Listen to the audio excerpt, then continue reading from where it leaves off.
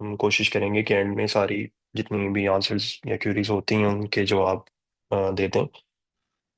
बाकी ठीक है, ये प्रेजेंटेशन या वेबिनार जो है ये मैं होस्ट कर रहा हूँ, which is regarding the study in Germany with access future. इसमें हम मेनली की पॉइंट्स डिस्कस करेंगे रिगार्डिंग जर्मनी एप्लीकेशन प्रोसेस, उसके टाइमलाइंस के हवाले से।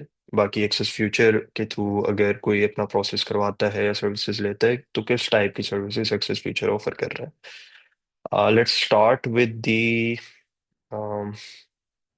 इंट्रोडक्शन के सेशन में आपको क्या मिलेगा। इट्स वाई जर्मनी एप्लीकेशन का थोड़ा ओवरव्यू, क्या आपने एप्लीकेशन किस तरह करनी है, visa application, visa and blocked account के हवाले से इंफॉर्मेशन, पोस्ट एडमिशन गाइडेंस और how access feature support you, ये सारी चीज़ें हम इसमें डिस्कस करेंगे। अच्छा, कुछ मुझे रिक्वेस्ट आ रही है रिकॉर्डिंग के हवाले से, um, कि स्टूडेंट्स कह रहे हैं कि हम स्क्रीन रिकॉर्ड कर दें, तो ये ऑलरेडी रिकॉर्ड हो रही है। ठीक है, बाद में मैं कोशिश करूंगा किसी न किसी सोशल मीडिया पे इसको अपलोड भी कर दें। तो अलहदा से आपको रिकॉर्ड करने की आई डोंट थिंक इतनी जरूरत पड़ेगी। ठीक है, ये रिकॉर्ड हो रहा है सेशन। नेक्स्ट हम चलते हैं अपनी साइड पे, why study in Germany. I think मैं 5-10 साल से, नहीं 10 साल हो गए हैं मैं बता बता के काफ़ी पॉइंट्स मैंने रेज किए हैं कि आपको क्यों पढ़ना चाहिए स्टडी में। जस्ट ओवरव्यू के लिए थोड़ा सा बता देता हूँ कि इसकी एजुकेशन जर्मनी में बहुत अच्छी है। You can trust me on this because मैं यहाँ से ही, मैंने ग्रेजुएशन की है, मास्टर्स मैंने यहीं से किया था। और जो डिफरेंस मुझे पाकिस्तान की या जर्मन यूनिवर्सिटीज़ में लगा था वो बहुत मेजर था। हालांकि मैं पाकिस्तान में नस्ट का ग्रेजुएट हूँ। नस्ट, अगर आपको पता हो, जो इंजीनियरिंग बैकग्राउंड के लोग हैं, कि पाकिस्तान में अच्छी मानी जाती है। और वहीं से मैंने केमिकल इंजीनियरिंग अपनी 2015 में, हाँ 2015 का मैं ग्रेजुएट हूँ। केमिकल इंजीनियरिंग मैंने नस्ट से ही की थी। जो ट्वेल्थ वाला कैंपस है, CME था मेरा जो कैंपस था। अच्छा, बाकी लाइक डिफरेंस यही था कि आपको रिसर्च के लिहाज से काफ़ी हमारे पास लिमिटेड फैसिलिटीज़ थी जब हम पाकिस्तान में थे। जर्मनी में गए तो इसलिए रिसर्च फैसिलिटीज़ बड़ी, टीचिंग का जो चीज़ें थी, जो सॉर्ट ऑफ वो पढ़ा रहे थे कोर्स आउटलाइन, वो काफ़ी अप टू डेट थी। जो चीज़ें इंडस्ट्री में चल रही हैं उन पे भी काफ़ी ज़्यादा हमारी कोर्स के अंदर वो चीज़ें भी इंक्लूड थी। तो जो गैप था इंडस्ट्री का और यूनिवर्सिटीज़ का वहाँ पे, वो काफ़ी हद तक कम था। अच्छा, ग्लोबली रिकॉग्नाइज्ड डिग्रीज हैं, आपको काफ़ी अच्छी रैंक वाली यूनिवर्सिटीज़ में मिल जाती हैं। TUM वगैरह हो गई, बर्लिन हो गई, बाकी और चीज़ें हैं। तो काफ़ी अच्छी रैंक की यूनिवर्सिटीज़ आपको मिल जाएंगी। स्पेशली जर्मनी मशहूर है इंजीनियरिंग के लिहाज से, इंजीनियरिंग स्टडीज़ के लिहाज से, IT के लिहाज से। तो इन सब चीज़ों में आपको यूनिवर्सिटी या कोर्स रैंक्स काफ़ी अच्छे मिल जाएंगे। एम्प्लॉय जो रेशो है, एम्प्लॉयमेंट रेशो, वो काफ़ी हाई है। आजकल हम सुनते हैं काफ़ी मुल्कों में, कनाडा में हो गया, UK में हो गया, कि डिग्री कर लेते हैं लोग लेकिन जॉब सिनेरियो बहुत मुश्किल होता है कि उनकी जॉब्स वहाँ पे मिले। और काफ़ी लोग बहुत स्ट्रगल करते हैं even after graduating from UK या कनाडा। वहाँ की यूनिवर्सिटी से ग्रेजुएट होने के बाद भी काफ़ी स्ट्रगल्स उन्हें करनी पड़ती हैं। लेकिन जर्मनी में if you have the degree, specially public university से आप डिग्री करते हैं राइट कोर्स और आप एक्सपीरियंस विद इन अच्छा लेते हो, तो आपके एम्प्लॉयमेंट लगने के चांसेस बहुत हाई होते हैं। Just to give you an idea कि मेरी डिग्री ख़त्म होने से पहले पहले मेरे पास 3 जॉब ऑफर थी। तकरीबन 3 से 4 महीने रहते थे अभी मेरी डिग्री कंप्लीट होने में, जो मेरी मास्टर्स की डिग्री थी। और 3 फुल टाइम जॉब्स मुझे एट द टाइम ऑफर हो चुकी थी डिग्री खत्म होने से पहले। तो अगर if you are doing the right things, आप स्किल सीख रहे हो, लैंग्वेज सीख रहे हो, तो काफ़ी अच्छी आपको अपॉर्चुनिटीज़ मिल जाती हैं। ट्यूशन फी के हवाले से कोई आज मेरा नहीं ख्याल कि मोस्टली कंट्रीज जो हैं वो अक्सर उनकी यूनिवर्सिटीज़ में एक अच्छी लमसम अमाउंट होती है दैट यू नीड टू पे। But German public university, most public universities वो आपको फ्री में पढ़ाती हैं। उनकी कोई एक्स्ट्रा से ट्यूशन फी नहीं है। हाँ, कुछ एक्सेप्शंस हम डिस्कस कर चुके हैं। म्यूनिक होगी, उन्होंने थोड़ी फी लगा दी है। बादन वुटनबर्ग का एरिया है, वहाँ पे थोड़ी फी इम्प्लीमेंट होगी है। लेकिन for most part of German public universities आपको फी नहीं देखने को मिलती। पार्ट टाइम वर्क अपॉर्चुनिटीज़ काफ़ी अच्छी हैं। स्टूडेंट्स के बहुत सवाल होते हैं कि हमें मिलता है नहीं मिलता। तो अगर आप काम करने वाले हो, इवन अपनी फील्ड रेलिवेंट आपके पास एक्सपीरियंस है और चीज़ें आपको आती हैं, तो फील्ड रेलिवेंट जॉब बहुत अच्छी मिल जाएंगी। लेकिन अगर फील्ड रेलिवेंट शुरू में कोशिश होती है स्टूडेंट्स की कि फील्ड रेलिवेंट ही मिले, लेकिन शुरू में थोड़ा सा मुश्किल हो सकता है, स्पेशली जब आप फर्स्ट सेमेस्टर में हो। देन आपको पार्ट टाइम जॉब्स भी अच्छी मिल जाती हैं, जो और जॉब्स हम कहते हैं। It's a safe and study student friendly environment in most part of Germany. आप सेफ कंसिडर कर सकते हैं। अब obviously पॉलिटिकल कंडीशंस तो चेंज हो रही हैं, लेकिन अभी भी for most part of Germany it's pretty safe.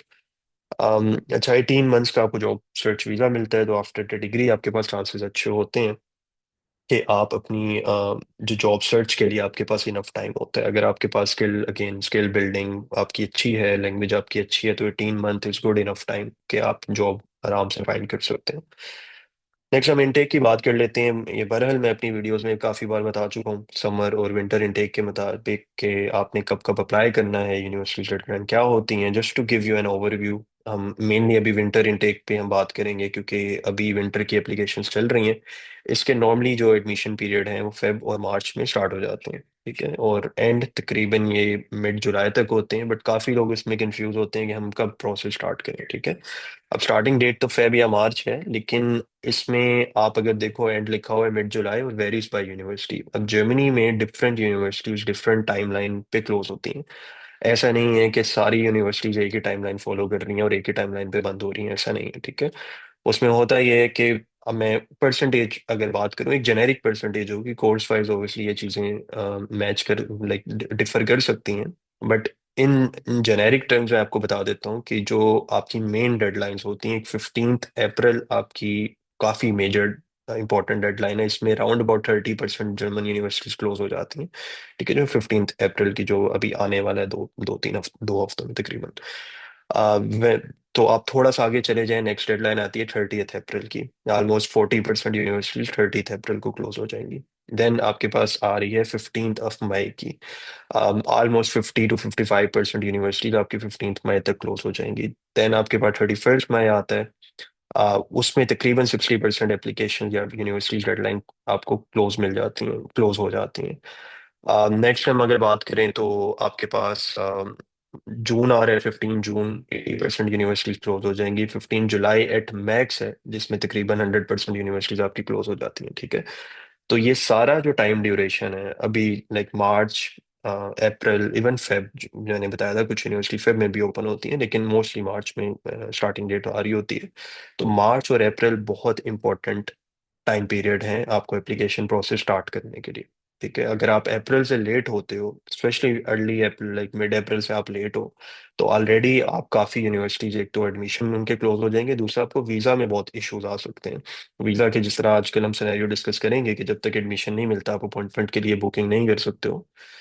जिसकी वजह से बहुत इंपॉर्टेंट ये है कि आपको एडमिशन लेटर जल्दी मिले। जितना जल्दी एडमिशन लेटर मिलेंगे उतनी जल्द आपकी जो वीज़ा की चीज़ें हैं वो सॉर्ट आउट होंगी। आप बहुत लेट अगर स्टार्ट करते हो, एडमिशन्स लेट आएंगे और उतना ही फिर आपको मुश्किल होगी अपॉइंटमेंट मिलने में। तो ये जो टाइमलाइन है आपका अभी वाला, मार्च और 15 अप्रैल तक जगह जो टाइमलाइन है, ये फिर बेहतर टाइमलाइन है, अच्छा टाइमलाइन है प्रोसेस स्टार्ट करने के लिए। उसके बाद काफ़ी लेट हो सकते हो आप, ठीक है। हम ये भी डिस्कस करेंगे कि क्या डॉक्यूमेंट्स हैं आपके पास तो आपको प्रोसेस स्टार्ट कर लेना चाहिए, उसके हवाले से भी अभी हम डिस्कस करते हैं। यहाँ पे जिस तरह मैंने पहले बता दिया कि एडमिशन क्या आपको प्रोसेस कब स्टार्ट करना चाहिए। अब डॉक्यूमेंट्स मेनली आपको क्या रिक्वायर होते हैं, बहुत से स्टूडेंट्स क्या गलती करते हैं, वो कहते हैं यार हमारे सब सब डॉक्यूमेंट्स कंप्लीट हो जाएंगे ना, सब हम कर चुके होंगे, हम तब अपना प्रोसेस स्टार्ट करेंगे। अब इशू ये आता है आपको कि जब तक आपके सारे डॉक्यूमेंट्स कंप्लीट होते होते आपका में अप्रैल मई तक भी जा चुका होता है। अब इसकी राइट स्ट्रेटेजी क्या होती है, मुझसे जो भी बात करते हैं कैरियर काउंसलिंग में और स्टूडेंट्स अगर बात करते हैं तो मुझसे लाजमी पूछते हैं, मुनीब भाई हमारे पास अभी आइल्स नहीं है तो हम क्या करें ना, अभी तो आइल्स आने में टाइम लगेगा, तो क्या हम आइल्स का वेट करें और फिर अपना प्रोसेस स्टार्ट करवाएं, या हमारी डिग्री अभी अटेस्ट नहीं हुई तो हम क्या करें, अटेस्ट करवा के फिर हम स्टार्ट कराएं। तो मैं उन्हें कहता हूँ आपको प्रोसेस स्टार्ट करने के लिए टोटल 3 चीज़ों की ज़रूरत है, ठीक है। पहली चीज़ ये होगी कि आपके पास डिग्री या ट्रांसक्रिप्ट हो। डिग्री भी इन मोस्ट केसेस तब ज़रूरत होती है जब ग्रेजुएट हो चुके हो आप, तकरीबन 1 साल हो चुका हो आपको ग्रेजुएट किए हुए। लेकिन अगर आपकी ग्रेजुएशन में से 1 साल से कम कर्स है तो खाली ट्रांसक्रिप्ट के बेस पे आप स्टार्ट कर सकते हो, जो 8 सेमेस्टर की कंप्लीट ट्रांसक्रिप्ट होती है। इवन वो स्टूडेंट जो कि अभी अपने 7th सेमेस्टर में हैं, वो 7th सेमेस्टर की बेसिस पे अपना प्रोसेस स्टार्ट कर सकते हैं। उन्हें उसके लिए 7th सेमेस्टर की ट्रांसक्रिप्ट चाहिए होगी यूनिवर्सिटी से, प्लस उन्हें होप सर्टिफिकेट चाहिए होगा, ठीक है। होप सर्टिफिकेट बेसिकली होता है कि यूनिवर्सिटी ने मेंशन किया होता है कि आपका ये जो टाइम ड्यूरेशन है, इस टाइम ड्यूरेशन तक जो स्टूडेंट है वो पास आउट हो जाएगा, ठीक है। तो ये 2 चीज़ें आपको चाहिए होती हैं। अब हर यूनिवर्सिटी ऑब्वियसली 7th सेमेस्टर पे नहीं आपकी एप्लीकेशन एक्सेप्ट करेगी, लेकिन फॉर मोस्ट यूनिवर्सिटीज आप 7th पे अप्लाई कर सकते हो। हमारे पास काफ़ी स्टूडेंट हैं जो 7th सेमेस्टर पे आते हैं जिनके एडमिशन्स ग्रांट हुए हैं हमें 7th सेमेस्टर की बेसिस पे भी, ठीक है। रही बात आयल्स की, can you start your application without IELTS, तो यस, आप अपनी एप्लीकेशन बिल्कुल स्टार्ट कर सकते हो विदाउट आयल्स, और कर भी देनी चाहिए अगर आपने आयल्स नहीं दिया। उसका रीज़न मैं बता देता हूँ।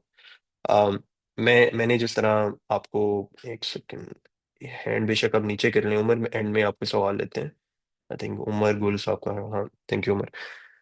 अच्छा, इसमें आयल्स का क्या सिनेरियो होता है? आयल्स का नॉर्मली जो स्ट्रेटेजी होती है आयल्स की या देने की, अगर तो आप दे चुके हो तो वेल एंड गुड, अगर नहीं दिया और सोच रहे हो कि दे के प्रोसेस स्टार्ट कराऊंगा, तो वो थोड़ा लेट हो जाओगे आप। उसका रीज़न ये है कि जर्मनी में अक्सर पब्लिक यूनिवर्सिटीज़ में कंप्लीटली वो ये नहीं कहते, 100% यूनिवर्सिटीज़ ये नहीं कहती कि हमें आयल्स चाहिए, लाजमी चाहिए, ठीक है। अक्सर यूनिवर्सिटीज होती हैं जो आपकी एप्लीकेशन विदाउट आइल्स भी ले लेती हैं, मतलब ईपीसी पे ले लेती हैं, जो इंग्लिश प्रोफिशिएंसी सर्टिफिकेट होता है, और ये आपको यूनिवर्सिटी से मिल जाएगा। इसमें बेसिकली आपने ये लिखा होता है यूनिवर्सिटी ने कि जो आपकी डिग्री है वो इंग्लिश में है। इस सर्टिफिकेट की बेस पे अक्सर यूनिवर्सिटीज में आप अप्लाई कर सकते हो। अब again depending on the course ये चीज़ वेरी करेगी कि कितने कोर्सेज ईपीसी पे एप्लीकेशन ले रहे हैं। कुछ कोर्सेज होते हैं वो, जिस तरह मैंने बताया, वो ईपीसी पे आपकी एप्लीकेशन एक्सेप्ट कर लेंगे। बट देन अगेन कुछ कोर्सेज ऐसे होते हैं जहां पर आइल्स की रिक्वायरमेंट कंपलसरी होती है। अब ये वो जो कोर्सेज जो जहाँ पर आइल्स की रिक्वायरमेंट कंपलसरी है, इस पे तो आप वेट कर सकते हो आइल्स तक का, लेकिन वो कोर्सेज जिनमें विदाउट आइल्स आप अप्लाई कर सकते थे, लेकिन सिर्फ आप इस वजह से आपने प्रोसेस डिले किया कि आइल्स का रिजल्ट अभी नहीं आया तो हम वेट कर लेते हैं, तो आप इन सारी यूनिवर्सिटीज की डेडलाइन मिस कर दोगे जहां पर आप विदाउट आइल्स अप्लाई कर सकते थे, ठीक है। उसके लिए आइल्स की जरूरत नहीं थी आपको। तो इसकी स्ट्रेटेजी ये होती है कि आप प्रोसेस स्टार्ट करें, इन पैरेलल आप अपने आइल्स की तैयारी करते रहो। जिन यूनिवर्सिटीज में अप्लाई हो सकता है विदाउट आइल्स, आपका उनमें अप्लाई हो जाए।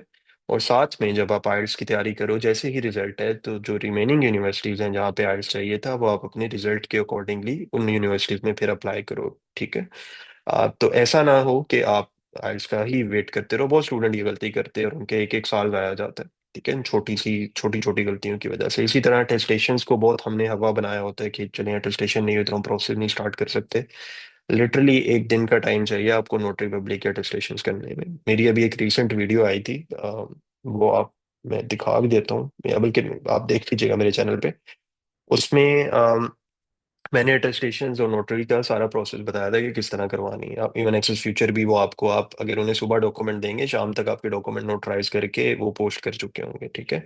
वो वीडियो आप देख लीजिएगा। तो attestation is not a big deal कि आप बहुत ज्यादा वेट करो। जर्मनी की 80-90% यूनिवर्सिटीज सिर्फ आपसे नोटरी पब्लिक के अटेस्टेशन मांग रही होती हैं, ठीक है। जो एचईसी के अटेस्टेशन हम कहते हैं ना कि नहीं अभी तो हमने एचईसी से डॉक्यूमेंट नहीं अटेस्ट हुए तो हम प्रोसेस नहीं स्टार्ट करते, दैट्स अगेन रॉन्ग स्ट्रेटेजी। जो एचईसी वाला आप सोचते हो कि एचईसी की अटेस्टेशन कराएंगे तभी प्रोसेस स्टार्ट होगा, ऐसा नहीं होता। um, आप लोग जो एचईसी की अटेस्टेशन है, it's compulsory for visa purposes, ठीक है। जब आप वीजा इंटरव्यू के लिए जा रहे होगे तब आपको एचईसी की अटेस्टेशन लाजमी चाहिए। अदरवाइज 80-90% यूनिवर्सिटीज में जर्मनी में एचईसी की अटेस्टेशन रिक्वायर्ड नहीं है, ठीक है। तो अगर इवन आपके एचईसी की अटेस्टेशन नहीं हुई, इट्स स्टिल फाइन, आप अपना प्रोसेस स्टार्ट करो, नोटरी करवाएं और डॉक्यूमेंट आगे फॉरवर्ड करें। तो ये चीज़ भी अक्सर स्टूडेंट्स गलती कर देते हैं कि हम आइल्स देते हैं और अटेस्टेशन का वेट करते हैं, जब होगी तब प्रोसेस स्टार्ट करेंगे। प्रोसेस अर्ली स्टार्ट करने का मैं इसलिए कह रहा हूँ कि अगर जब आप खुद से भी अगर आप अप्लाई करते हो या हमसे भी आप एक्सेस फ्यूचर की सर्विसेज भी लेते हो, तकरीबन एक वीक का टाइम पीरियड चाहिए होता है कुछ बेसिक्स डॉक्यूमेंट की प्रिपरेशन में, ठीक है। वो बेसिक डॉक्यूमेंट आगे मुश्तबा आपको बताएंगे, सीवी, लेटर ऑफ मोटिवेशन, क्योंकि ये सारी चीज़ें हमारी साइड से प्रिपेयर होती हैं, तो इसमें हमें पता है कि राउंड अबाउट एक वीक का टाइम हमें चाहिए होता है। जब आपका केस आता है, कोई स्टूडेंट हमारे थ्रू करता है, तो पहले सीवी उसकी तैयार होती है, फिर लेटर ऑफ मोटिवेशन तैयार होते हैं, देन सबसे मेन पार्ट उसकी यूनिवर्सिटी लिस्टिंग तैयार की जाती है, which is a very important and very time consuming process. तो आप अगर डॉक्यूमेंट्स का वेट करते रहोगे, प्रोसेस स्टार्ट नहीं करोगे, तो 1 से 2 वीक का टाइम पीरियड आप वेस्ट कर दोगे, जो कि इस चीज़ में यूटिलाइज हो सकता था। नेक्स्ट अबाउट एक्सेस फ्यूचर में थोड़ा सा अपनी टीम के हवाले से बता दूं। आप लोग मुझे तो देखते रहते हो, बट अगेन मेरी टीम मेंबर से आई थिंक बहुत कम लोगों की इंटरेक्शन हुई है। जो लोग इवेंट पे आए थे रिसेंटली, मैंने पाकिस्तान में, लाहौर, कराची, इस्लामाबाद में इवेंट किए थे, वहाँ पे अक्सर मेरी टीम के कुछ मेंबर्स थे। लेकिन मैं यहाँ पे कुछ मेंबर्स को जो टीम लीड हैं, अक्सर डिपार्टमेंट के लीड हैं, वो मैं आपको दिखा देता हूँ। टोटल अलहमदिल्ला हम 20 मेंबर्स की हमारी कंपनी है। इसमें कुछ मेंबर पाकिस्तान में हैं, कुछ मेंबर हमारे जर्मनी में हैं। मिस मरियम अक्सर जो सेल्स या कस्टमर सपोर्ट की टीम लीड हैं, जो आप डॉक्यूमेंट्स या फॉर्म वगैरह हमारी वेबसाइट पे फिल आउट करते हैं, जो क्यूरीज फिर आंसर करती हैं वो मिस मरियम और उनकी जो टीम है वो करती हैं। हसन महमूद जो हैं वो एचआर एंड फाइनेंस डिपार्टमेंट के हैं। आपको जितनी कॉन्ट्रैक्ट रेलिवेंट चीज़ें होती हैं, जो पेमेंट रेलिवेंट होती हैं, वो सब आप करते हैं। मुश्तबा जो कि अभी आए भी हुए हैं वेबिनार, उन्होंने मेरे साथ ज्वाइन किया है। मुश्तबा ताहिर वो एडमिशन प्रोसेसिंग के टीम लीड हैं। ये आप देख सकते हैं। अभी मुश्तबा खुद इंदुरिया समन है, ये हमारी सीनियर एडमिशन ऑफिसर हैं। जैनब हैं, सीवी राइटिंग है। तो जो चीज़ें हैं वो डिपार्टमेंट वाइज डिस्ट्रीब्यूट हुई हैं। सीवी का अलग डिपार्टमेंट है, एलओएम का अलग डिपार्टमेंट है। वो खैर मुश्तबा आपको बेहतर उसके बारे में एक्सप्लेन कर सकते हैं।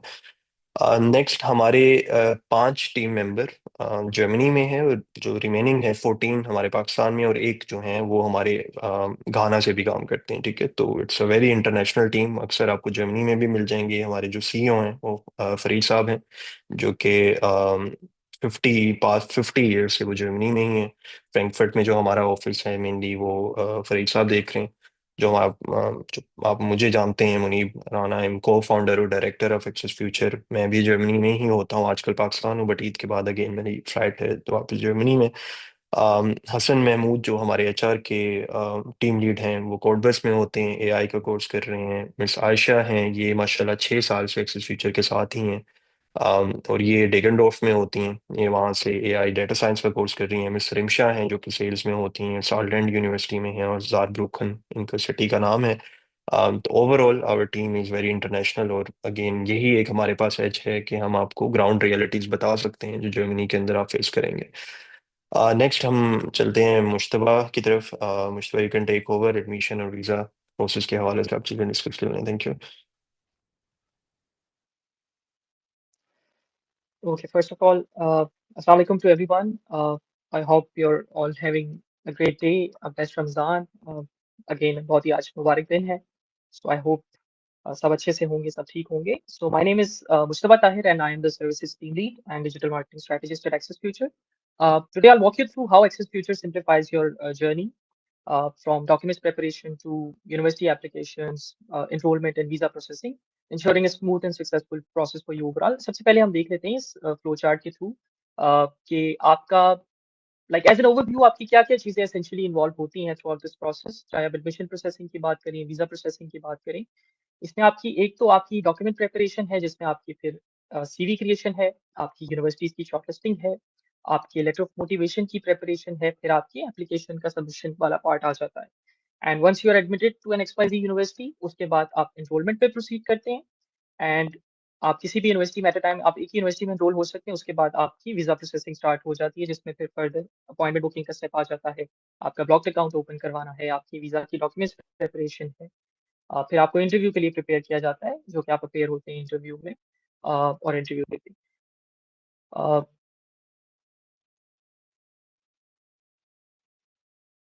So next once you sign up the contract with Access Future, आपको जो केस मैनेजर हैं आपको within 2 to 3 working days आपको कांटेक्ट कर लेते हैं, जो कि थ्रू आउट योर प्रोसेस आपके प्राइमरी पॉइंट ऑफ कांटेक्ट होते हैं। आपके पास मेरी कांटेक्ट डिटेल्स भी शेयर होती हैं, बट अनलेस आपको कोई उनके पार्ट पे डिले आता है या उनकी साइड से कोई भी इशू किस्म का फेस करते हैं या कोई भी आपको एडिशनल गाइडेंस चाहिए होती है, you can always reach out to me. But आपके जो केस मैनेजर हैं throughout your admission process, वो आपको असिस्ट करते हैं with each and every detail. उसके बाद वही एज आई मेंशन आपके डॉक्यूमेंट प्रिपरेशन की आपका स्टार्ट हो जाता है। डिफरेंट इसके लिए हमारे पास डिपार्टमेंट्स हैं, उसमें काम डिवाइड होता है, बट आपके साथ जो कांटेक्ट पर्सन में थ्रू आउट योर जर्नी आपके साथ कांटेक्ट करेंगे वो आपके केस मैनेजर होंगे। साथ साथ आपको सर मुनीब की भी जो है इसमें आप उनके साथ भी बात कर सकते हैं व्हेनेवर यू फील लाइक आपने कुछ डिस्कस करना है। वी प्रोवाइड सर्टेन स्लॉट्स जो कि आप बुक करके उनसे भी बात कर सकते हैं। उसके बाद application submission as I mention, इसमें भी फिर फर्दर बहुत सारी डिटेल्स हैं, will discuss them in the upcoming slides. फिर यूनिवर्सिटी एनरोलमेंट है, आपके again visa documentation and preparation, साथ साथ आपको प्री डिपार्चर और अकोमोडेशन गाइडेंस भी प्रोवाइड की जाती है। And we also provide accommodation as a stand alone service, जो कि आप ले सकते हैं। Now we'll discuss the documents one by one. The first one is the Europass CV. Now you must be wondering कि ये जो Europass CV, ये जो Europass की terminology है, what is it basically? So Europass basically it's a structured and professional format developed by the European Union, जो कि widely across Germany और जितनी भी European universities हैं उसमें यही format across follow किया जाता है। और इसमें आपकी it presents your academic background, work experience, आपकी स्किल्स एक क्लियर और ऑर्गेनाइज्ड मैनर में आपकी इसमें प्रेजेंट की जाती हैं। हाँ, इसकी जो एक आइडियल लेंथ है may be for a fresh student या फ्रेश ग्रेजुएट, उसके लिए ये 1 पेज से 2 पेज पे भी वेरी कर सकती है इसकी लेंथ। जबकि अगर आप कोई एक्सपीरियंस प्रोफेशनल हैं, क्योंकि जर्मनी में ऐसा कोई एज लिमिट नहीं है, आप कभी भी अप्लाई कर सकते हैं और एक्सपीरियंस आपको हेल्प आउट भी करता है कुछ एप्लीकेशंस में। सो वो आपकी उस इन दैट सिनेरियो आपकी जो सीवी की लेंथ है वो 2 टू 3 पेजेस भी एक्सीड कर सकती है। बट फिर भी आपने मेक श्योर करना होता है कि आप उसको ओवरस्टफ ना करें। अगर आपकी बहुत ज़्यादा क्वालिफाइड किस्म की सीवी है तो आप उसमें जो आपकी रेलेवेंट और की डिटेल्स हैं, आप उसी को आप उसमें इंक्लूड करें।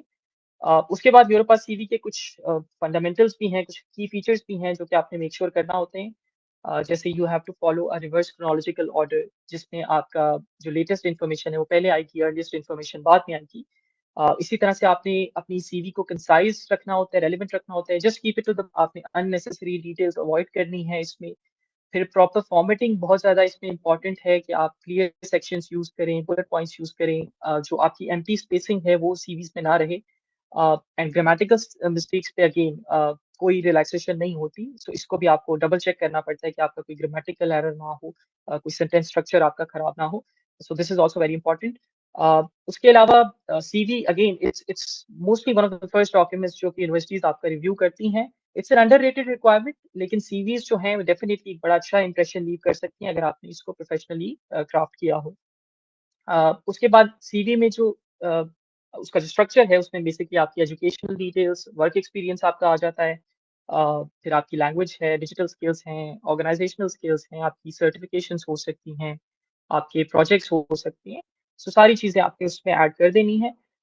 उसके अलावा जो कॉमन मिस्टेक्स हैं स्टूडेंट्स नॉर्मली सीवीज़ में करते हैं, उसमें आपकी अगेन फॉर्मेटिंग है, फॉर्मेटिंग ठीक नहीं होती, बहुत ज़्यादा लेंथी इन्फॉर्मेशन होती है, बहुत लॉन्ग पैराग्राफ्स यूज़ होते हैं, या की इन्फॉर्मेशन उसमें मिसिंग होती है। सो इसके लिए एक्सेस फ्यूचर अगेन अपनी सर्विस प्रोवाइड करता है। इसमें हमारे पास प्रोफेशनल सीवी राइटर्स हैं जो कि आपके लिए सीवी को प्रिपेयर करते हैं based on the past experience. हमने इस पे प्रॉपर डेटा एनालिसिस किया हुआ है कि क्या किस किस्म की सीवीज़ से हमें बेहतर एक्सेप्टेंस रेशियो मिला हुआ है। और ये डॉक्यूमेंट नॉर्मली आपको within 2 to 3 working days after case assignment आपको ये रिसीव हो जाता है।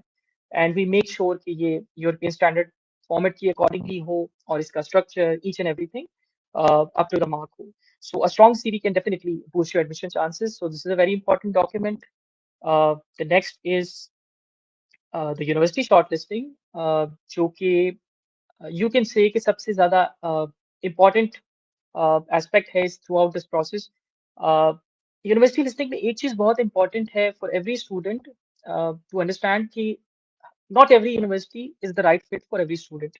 यूनिवर्सिटी शॉर्टलिस्टिंग का एक सर्टेन क्राइटेरिया है दैट रिवॉल्व्स अराउंड और दैट इज बेस्ड ऑन आपकी एकेडमिक ग्रेड्स, आपकी सीजीपीएस, फिर साथ साथ आपकी जो लैंग्वेज रिक्वायरमेंट्स हैं आप फुलफिल कर रहे हैं या नहीं, ये इंश्योर करना बहुत ज़्यादा इंपॉर्टेंट है। Then comes your course relevance and field of study, कि आपका जो प्रोग्राम है वो आपकी प्रीवियस डिग्रीज के साथ अलाइन कर रहा है कि नहीं। अगर आप मास्टर्स के लिए अप्लाई कर रहे हैं फॉर बैचलर्स अगेन उसमें भी कुछ प्रीरिक्विजिट्स होते हैं जो कि आपको फुलफिल करने होते हैं। उसके बाद एडमिशन की competitiveness, कि आप इवैल्यूएट करें एक्सेप्टेंस रेट के ट्रेंड्स को, या स्टूडेंट रेट की सक्सेस को, जो कि we can do of course क्योंकि हमारे पास एक्सपीरियंस है, हमारे पास बहुत सारे students from the past 6 years different universities में अप्लाई कर रहे हैं। कुछ यूनिवर्सिटीज की रिक्वायरमेंट्स विद टाइम चेंज हो जाती हैं। So this is also very important step. उसके अलावा और भी बहुत सारे फैक्टर्स हैं, लेकिन कुछ चीजें मैं एज अ टिप आप नोट कर सकते हैं जो मैं आपको एक्सप्लेन करना चाहूंगा थ्रू थ्रू दिस वेबिनार, कि बहुत सारे स्टूडेंट्स लोकेशन को एक बहुत ज़्यादा इंपॉर्टेंट कंसिडरेशन लेते हैं, जो कि अल्टीमेटली आपकी चॉइसेस को लिमिट कर देता है। Of course in the long run location could be your preference, लेकिन आपने इसको एक ब्रॉडर पर्सपेक्टिव से देखना है, कि जो यूनिवर्सिटीज़ की एक तो कंपटीशन कितना है, ये ग्लोबल कंपटीशन है। अगर आप कह देते हैं कि आपने सिर्फ बिग सिटीज़ को टारगेट करना है, आप किसी सर्टेन सिटी में ही जाना चाहते हैं क्योंकि आपके वहाँ रिलेटिव्स रहते हैं, सो इस चीज़ को आपने अवॉइड करना होता है, स्पेशली यूनिवर्सिटी शॉर्टलिस्टिंग के लिए। सो ये पॉइंट बड़ा इंपॉर्टेंट है एक्सप्लेन करना। That's why I highlighted this. उसके अलावा स्ट्रेटेजिक जो शॉर्टलिस्टिंग है वो अगेन आपके जो एक्सेप्टेंस रेशियो, आपकी एक्सेप्टेंस के चांसेस हैं उसको इंक्रीज कर देती है, और इसमें आपका टाइम भी ऑफ कोर्स बचता है। अगर आप किसी ऐसी यूनिवर्सिटी में अप्लाई कर रहे हैं जस्ट एज अ चांस कि मैं बस चांस ले लूँ इस यूनिवर्सिटी में या ट्राई करके देख लूँ क्योंकि कोर्स आपको बहुत पसंद है, और मे बी आप वहाँ पे रिक्वायरमेंट ना फुलफिल कर रहे हो, सो वहाँ पे अब आपकी एप्लीकेशन फी भी हो सकती है इन्वॉल्व। सो ये सारी चीज़ों से बचने से बेहतर है कि आप ऐसी ही शॉर्टलिस्टिंग करें जो कि आपकी फील्ड के साथ अलाइन कर रही हो, आपकी प्रोफाइल को मैच कर रही हो। And that's where that point comes जो मैंने मेंशन किया था, that not every university is for every student. So Access Future again helps you with the right university. We ensure कि हम आपके लिए ऐसी यूनिवर्सिटी शॉर्टलिस्ट करें जो कि आपके एकेडमिक बैकग्राउंड से मैच कर रही हैं, आपके करियर गोल से मैच कर रही हैं और बेस्ड ऑन प्रीवियस ट्रेंड्स वहाँ पे एडमिशन चांसेस भी अच्छे हैं। अ, और यूनिवर्सिटी लिस्टिंग की नॉर्मली जो हम टाइमलाइन फॉलो करते हैं ये आपको within first week of your case assignment आपको रिसीव हो जाती है। इसमें फिर डिफरेंट क्वालिटी एश्योरेंस के भी प्रोसीजर्स होते हैं जो फॉलो किए जाते हैं। बट आपको university listing normally within 1 week जो है रिसीव हो जाती है unless a document is required on your end. So again, with the right strategy, you improve your chances of admission and uh, you can definitely ace the university जो कि आप may be उसको आप manifest कर रहे हो कि आप इस यूनिवर्सिटीज में ही टारगेट करना चाहते हैं। Then comes another important document, which is again one of the most important documents, is the letter of motivation. अब letter of motivation क्या है? It's a very crucial document that showcases your academic journey, career aspirations, and reasons for choosing a specific program and university. मतलब आप कह सकते हैं कि it goes beyond grade and transcript. ये आपका एक तरह से नैरेटिव एक्सप्लेन करता है कि आप आपका पैशन क्या है, आपके गोल्स क्या हैं, आपका आपका रेलेवेंट एक्सपीरियंस क्या है या किस तरह ये आपके कोर्स से अलाइन कर रहा है। सो ये सारी चीज़ें अदर देन योर ट्रांसक्रिप्ट्स आप इसमें एक्सप्लेन कर सकते हैं। अब एलओएम क्यों इम्पोर्टेंट है? Basically universities want to know कि आप इस सर्टेन फील्ड को क्यों चूज कर रहे हैं, आप इस सर्टेन यूनिवर्सिटी को क्यों चूज कर रहे हैं या किस तरह से ये आपके बैकग्राउंड के साथ, आपकी फील्ड के साथ अलाइन करता है। तो इसमें आप अपनी मोटिवेशन को एक्सप्लेन कर सकते हैं। उसके अलावा अगर कोई आपकी प्रोफाइल में वीकनेसेस हैं, like if you have gaps in education, आपके ग्रेड्स लो हैं, अ, या आप कोई करियर शिफ्ट भी करना चाहते हैं, तो एलओएम एटलीस्ट आपके पास एक चांस है to justify and explain them. वो सारे पॉइंट्स आप उस एलओएम में एक्सप्लेन कर सकते हैं and it sets you apart from other applicants, क्योंकि बहुत सारे स्टूडेंट्स होते हैं ग्लोबली अप्लाई कर रहे होते हैं और बहुत सारे ऐसे भी स्टूडेंट्स आपको मिलते हैं जिनके सिमिलर ग्रेड्स होते हैं। सो वहाँ पे well written LOM can definitely stand out और ये आपका पॉइंट ऑफ डिफरेंशिएशन हो सकता है between the two applicants. For example अगर दो स्टूडेंट हैं, एक स्टूडेंट ए है, एक स्टूडेंट बी है, एक की प्रोफाइल दोनों रिक्वायरमेंट्स जो हैं ग्रेड की मीट कर रहे हैं, एक का सीजीपीए 3.2 है, एक का 3.0 है। सो अब जो स्टूडेंट जिसका 3.2 है, अगर तो उसके लेटर ऑफ मोटिवेशन में बिल्कुल जो पर्सनल मोटिवेशन है वही वो लैक कर रहा होगा, उसने प्रॉपरली अपने एलओएम पे वर्किंग नहीं की, एज कम्पेयर टू समवन जिसका मे बी ग्रेड उससे कम हो लेकिन उसने एक बहुत ही कंपेलिंग किस्म का एलओएम लिखा है जिसमें वो हर चीज एक्सप्लेन कर रहा है। अगर उसमें कोई वर्ड लिमिट थी, वर्ड काउंट था, उसको भी उसने फॉलो किया है, कोई उसमें स्पेसिफिकेशंस थी एलओएम को लेकर, क्वेश्चनियर की फॉर्म में कुछ एलओएम्स होते हैं। सो डेफिनेटली उस स्टूडेंट बी के पास एक हायर चांस है एडमिशन सिक्योर करने का एज कम्पेयर टू समवन जिसने एलओएम पे बिल्कुल वर्किंग नहीं की, ऑल्दो उसकी प्रोफाइल कहीं ना कहीं उससे हायर भी थी। सो दिस इज अगेन, ये आपको इससे आइडिया हो सकता है कि कितना इंपॉर्टेंट डॉक्यूमेंट है। Again we have experience team of content writers जो कि आपके लिए एलओएम प्रिपेयर करते हैं। जो एलओएम के लिए फॉर्मेट रिक्वायर है, करेक्ट फॉर्मेट रिक्वायर है, उसके अकॉर्डिंगली आपका एलओएम प्रिपेयर किया जाता है। We try to avoid as much as we can the use of AI. Although AI का यूज सब्जेक्टिव है, बट आपको इसको बहुत ही स्ट्रेटेजिकली यूज करना पड़ता है। जितना ज्यादा आप पर्सनलाइज कर सकते हैं आपने इसको करना होता है, प्लेजरिज्म से आपने इसको डेफिनेटली अवॉइड करना होता है। और नॉर्मली जो स्टूडेंट्स एलओएम में मिस्टेक्स करते हैं वो आपकी जेनेरिक स्टेटमेंट्स का यूज करना ही है। और बहुत सारे स्टूडेंट्स जब से एआई की डेवलपमेंट हुई है बहुत ज्यादा ओवर रिलायंट हो गए हैं एआई पे, और सारे सेंटेंसेस उनसे जनरेट करवाते हैं जो कि एट टाइम्स बहुत ही एक नेगेटिव इंप्रेशन लीव कर सकते हैं। सो ये एक बहुत इंपॉर्टेंट टिप है लेटर ऑफ मोटिवेशन को लेकर। अगेन लेटर ऑफ मोटिवेशन की भी जो आपको डॉक्यूमेंट है हमारी साइड से, as soon as your university listing is finalise, उसके बाद आपके एलओएम का प्रोसेस स्टार्ट हो जाता है। कंप्लीट इसमें ट्रांसपेरेंसी होती है। आपकी अगर 10 यूनिवर्सिटीज हैं तो आपको 10 के 10 एलओएम्स की उस यूनिवर्सिटी के प्रोवाइड किए जाएंगे जिसमें आप अपना भी फीडबैक प्रोवाइड कर सकते हैं। और इसमें कोई भी वैल्यूएबल इन्फॉर्मेशन है जो हमें आपकी साइड से मिल सकती है, since you are the one जिसने वो डिग्री की है, सो हम उसको भी इनकॉर्पोरेट करते हैं। और कहीं पर हमें लगे आपका पॉइंट ठीक नहीं है तो आपको इस पे गाइड भी किया जाता है कि क्या, या एक प्रॉपर डिस्कशन के थ्रू आपका एलओएम जो है उसका फाइनल ड्राफ्ट बनाया जाता है। And then after the letter of motivation is prepared, फिर आपके जो डॉक्यूमेंट्स हैं मोस्टली फाइनलाइज हो जाते हैं और आपकी एप्लीकेशन सबमिशन का पार्ट स्टार्ट हो जाता है। So once you CV, letter of motivation and university listing are finalise, आपका एप्लीकेशन प्रोसेस बिगिन हो जाता है। इसमें आपका कंप्लीट जो स्टेप है प्रिसीजन के साथ हम अटेंशन टू एवरी डिटेल हम इसमें देते हैं। और डिफरेंट इसके प्लेटफॉर्म्स हैं अब अप्लाई करने के, आपका कुछ आपकी एप्लीकेशन डायरेक्ट पोर्टल के थ्रू होती हैं, कुछ आपकी जर्मनी में एक सेंट्रलाइज्ड पोर्टल है यूनिअसिस्ट, which most student must be aware of. Unisys के थ्रू कुछ applications होती हैं, कुछ आपकी फिर by post applications होती हैं. So different formats हैं, different avenues हैं application submit करवाने के. और हर किसी की अपनी complexities हैं. This process can be very overwhelming अगर आपको properly आप इस पे नहीं working करते. So we ensure कि each application is double checked to avoid any mistake that could lead to rejection, या इस पे कोई भी missing और incorrect documentation जो है इसको भी हम avoid करते हैं. Uh, and then comes uh, I'd like to ji add one more मैं thing. मैं आपको इसमें एक्सेस दे देता हूँ एडमिन का, आप शेयर कर लीजिए प्लीज। हाँ, sure. मैं आपको through one second.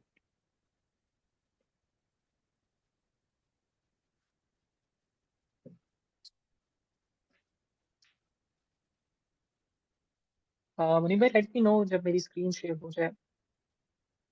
जी आप स्टार्ट करें, अभी हो जानी चाहिए।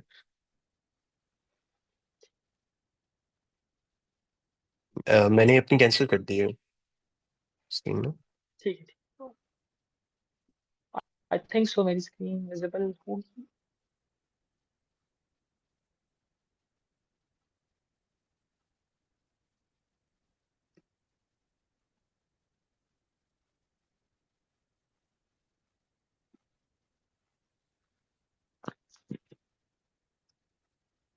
आप शेयर पे जाएंगे, वहां से होती है। जी जी, स्क्रीन शेयर मैंने इंटायर स्क्रीन सेलेक्ट कर ली है. अ, अभी तक विजिबल नहीं है. नहीं अभी विजिबल नहीं है स्क्रीन। आप उससे करके आई थिंक वो सेव का ऑप्शन आता है तब विजिबल आती है।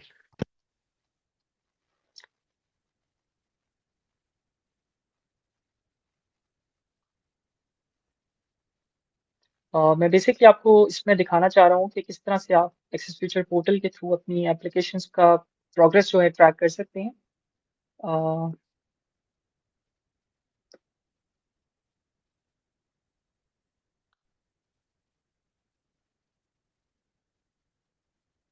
Still not visible.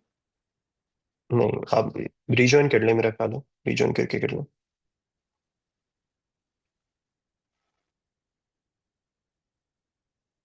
ठीक है, मैं मीनवाइल कोशिश कर रहा हूँ आपके कमेंट्स जो आ रहे हैं उनका साथ में अप्लाई रिप्लाई भी करता रहो जो चैट पे आ रहे हैं। आई थिंक मुश्तबा देख लेते हैं अभी स्क्रीन को क्या इशू आ रहा है। मैं बीच में थोड़े से सवाल रीड कर देता हूँ तब जब तक कि मुश्तबा स्क्रीन को देख लेते हैं। ठीक है मनीष भाई, best way to learn German, यार आप ऑनलाइन भी पढ़ सकते हो जर्मन, लेकिन अगर फिजिकल पढ़ना ज़्यादा आसान है तो गोइथे और नमल जो है वो अच्छी क्लासेस वगैरह ऑफर कर रहे होते हैं। How long is IELTS valid for? IELTS आपका 2 साल के लिए वैलिड होता है। And is GPA 3.2 and 3.7 IELTS band enough to land in business? हाँ, आइल्स आपके ऑलरेडी अच्छे बैंड्स हैं, तो हमारे पास काफ़ी ऐसे एडमिशन आए हुए हैं जो लाइक थ्री थ्री अबव हैं और इवन 6.5 आइल्स हैं उनका। 7 पे आपके चांसेस अच्छे हैं एडमिशन के। um, ठीक है। अच्छा मनी भाई, I don't have a surname on my educational document but I have surname in my passport. वैसे भी हाँ यार, ये बेहतर है अगर आपके पासपोर्ट पे है तो या पासपोर्ट को आप सेम करवाओ अपने एजुकेशनल डॉक्यूमेंट के, या एजुकेशनल डॉक्यूमेंट को सेम करो पासपोर्ट के, वरना इसको इसका इशू आ सकता है आपको लाजमी। एम्बेसी इस चीज़ को लेके काफ़ी स्ट्रिक्ट होती है कि जो आपके पासपोर्ट पे है नेम वही आपके डॉक्यूमेंट्स पे नेम है। तो ये चीज़ ऑब्वियसली करेगी नहीं भाई। Total cost of Access Future A to Z service में आपको, एक सेकंड, एंड में वैसे ये चीज़ डिस्कस करनी है लेकिन डिपेंड करता है कि आप कौन सा इनटेक ले रहे हो। इसमें हम, आई थिंक स्क्रीन अगर शेयर होती है तो मैं आपको दिखा देता हूँ। ये वैसे हम एंड में डिस्कस करेंगे कि सर्विसेज की कॉस्ट क्या है, वो वेबसाइट पे मेंशन है। यहाँ पर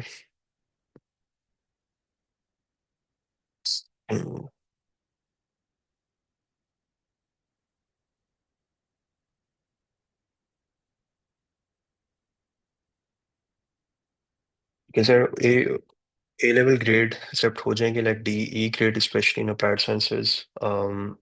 यार ई पे थोड़ा मसला करते हैं, वो कहते हैं एडिशनल आपका लैंग्वेज सब्जेक्ट हो, स्पेशली अगर आप यूनिसर्च के थ्रू अप्लाई कर रहे हो। अगर बहुत लो ग्रेड है um, तो आपको चाहिए कि आप डायरेक्ट यूनिवर्सिटीज जो एडमिशन दे रही हैं जो विदाउट यूनिसर्च वाली हैं आप उसमें अप्लाई करें।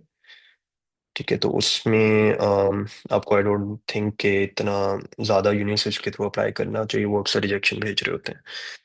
नहीं भाई, what is the process if someone wants to acquire Access Future services? ये मैं नोट कर लिया, ये मैं आपको एंड में बताता हूँ कि इसका क्या प्रोसेस होता है। मुश्तबा मैंने आपको को होस्ट का दे दिया, सर्विस का दे दिया, आप चेक कर लें। जी, अब शेयर हो रही है आपकी स्क्रीन। अभी आप म्यूट हो बट स्क्रीन शेयर हो रही है। अभी हम उस पर बात करते हैं, सर्विसेज आप कैसे अवेल करते हैं, वो मैंने दिखाना है अभी। नहीं भाई, ठीक है। नहीं भाई, I did my bachelors degree from affiliated. अभी मुश्तबा की आई थिंक स्क्रीन शेयर होगी, तो फर्दर हम वो कंटिन्यू कर लेते हैं। जी ठीक मुश्तबा। है, मैं कंटिन्यू या आप जी जी, अभी आप कंटिन्यू करें, आप कंटिन्यू करें। ठीक ठीक है, ये आपको इंटरफेस दिख रहा है तमाम स्टूडेंट्स को? बेशक कमेंट में भी आप यस कर दें और अपने जी एग्जाम के देख बेशक रहे हैं आप, कंप्यूटर करें। स्क्रीन बड़ी कर लें, फुल कर लें। ठीक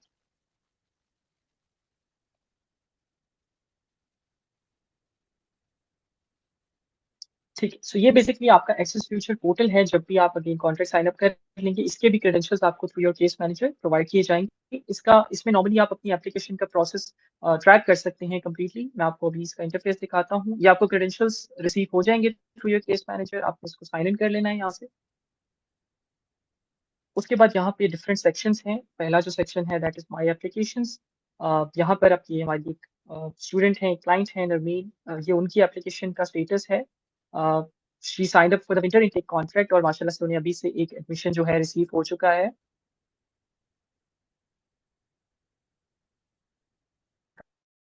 यहाँ से उनका एडमिशन आ चुका है। हाँ, इस यूनिवर्सिटी से इन्हें एडमिशन ऑलरेडी ग्रांट हो चुका है। कुछ इवन कोर्सेज अभी ओपन भी नहीं है। और ऑलरेडी उनके पास एक एडमिशन लेटर है, ये अभी से एलिजिबल हैं अपनी वीजा प्रोसेसिंग स्टार्ट करने का। So that's a very important point कि आप अपनी अर्ली एप्लीकेशन स्टार्ट करें। सो इनको एडमिशन मिल चुका है। उसके साथ साथ ये इनका कंप्लीट एप्लीकेशन का ओवरव्यू है, जो कि डेली बेसिस पे इनके case manager up to date करते हैं। इसमें सारी यूनिवर्सिटीज का रिकॉर्ड है, फिर किस चैनल के थ्रू अप्लाई हुई है, उसकी एप्लीकेशन स्टेटस क्या है, उसका यूनिसिस्ट का स्टेटस क्या है, फिर आगे डेट है। उसके बाद आ जाता है डॉक्यूमेंट्स का सेक्शन, जहाँ पर एक डॉक्यूमेंट्स का सेक्शन इसमें ये है कि जो डॉक्यूमेंट्स आप हमारे साथ शेयर करेंगे, जिसमें आपके ड्राफ्ट वर्जन हो सकते हैं, चाहे वो लेटर ऑफ मोटिवेशन का है, सीवी का है, वहाँ पे भी आप इधर से डॉक्यूमेंट कोई भी अपना है वो शेयर कर सकते हैं। फिर ये वो डॉक्यूमेंट्स हैं जो आपको एक्सेस फ्यूचर की साइट से रिसीव होंगे। इसमें आपकी सीवी, यहाँ पे इनके एलओएम्स अपलोडेड हैं।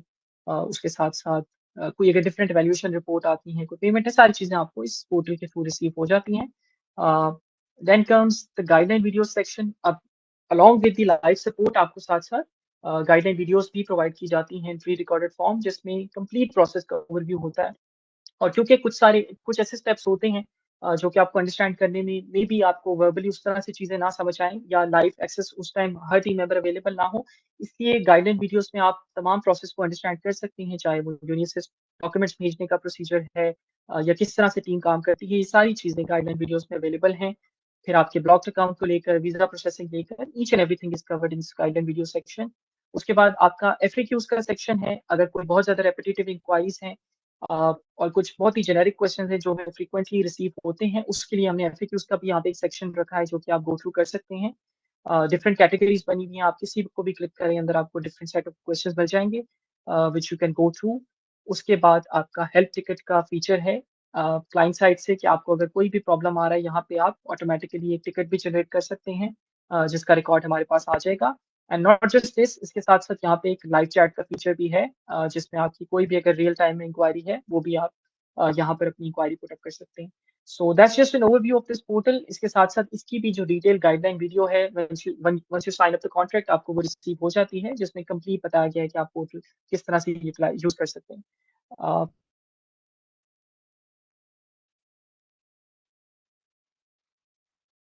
Uh, you can now share the screen पर। मैं इसको यहाँ से cancel.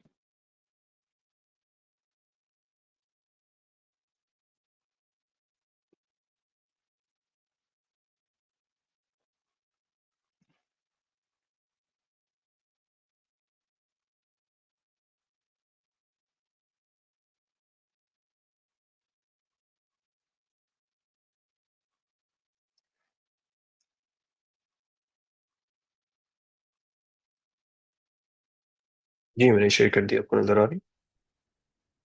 Okay, now what happens after the admission? अब आपका डेफिनेटली क्वेश्चन हो सकता है, एक तो सिनेरियो है कि आपको सिंपल एडमिशन मिल गया, आपकी कोई अपॉइंटमेंट का डिले नहीं है, तब तो ये सिंपल आपका नेक्स्ट प्रोसीजर पे प्रोसीड कर जाएगा, जिसमें आपका वीज़ा प्रोसेसिंग है, डॉक्यूमेंटेशन है। लेकिन लेट्स सपोज़, क्योंकि प्रीवियसली आपको पता है बहुत सारे स्टूडेंट ने वीज़ा अपॉइंटमेंट में डिले फेस किए हैं। Even in that case Access Future ने उनके लिए डेफरमेंट्स भी अप्लाई की हैं, and even up to 1 to 2 years अगर जितना भी उनका डेफरमेंट वाला उसमें रहा है, उसमें भी एक्सिस फ्यूचर ने अकोमोडेट किया है। So it's not just like कि आपने अगर सिंगल इनटेक का कॉन्ट्रैक्ट लिया है, और गोल इज़ कि हम आपको जर्मनी में हम आपका एडमिशन सिक्योर करवाएँ, और साथ-साथ आपको जर्मनी जब तक आप चले नहीं जाते तब तक आपको असिस्टेंस प्रोवाइड करें। So Axis future will not back out. आपको अगर एडमिशन में आप कोई डिले भी फेस करते हैं अपनी वीज़ा सिचुएशन में, तब भी आपको एक्सिस फ्यूचर हेल्प आउट करेगा। But there is a good news as well which I will cover in the coming slides.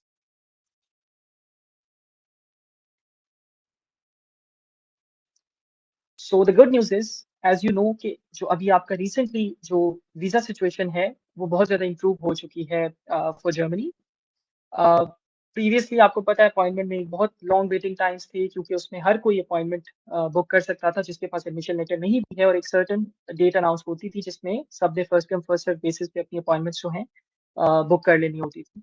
However this system has changed now. ये काउंसलर सर्विसेज पोर्टल एक new appointment system है जिस पे move कर चुका है।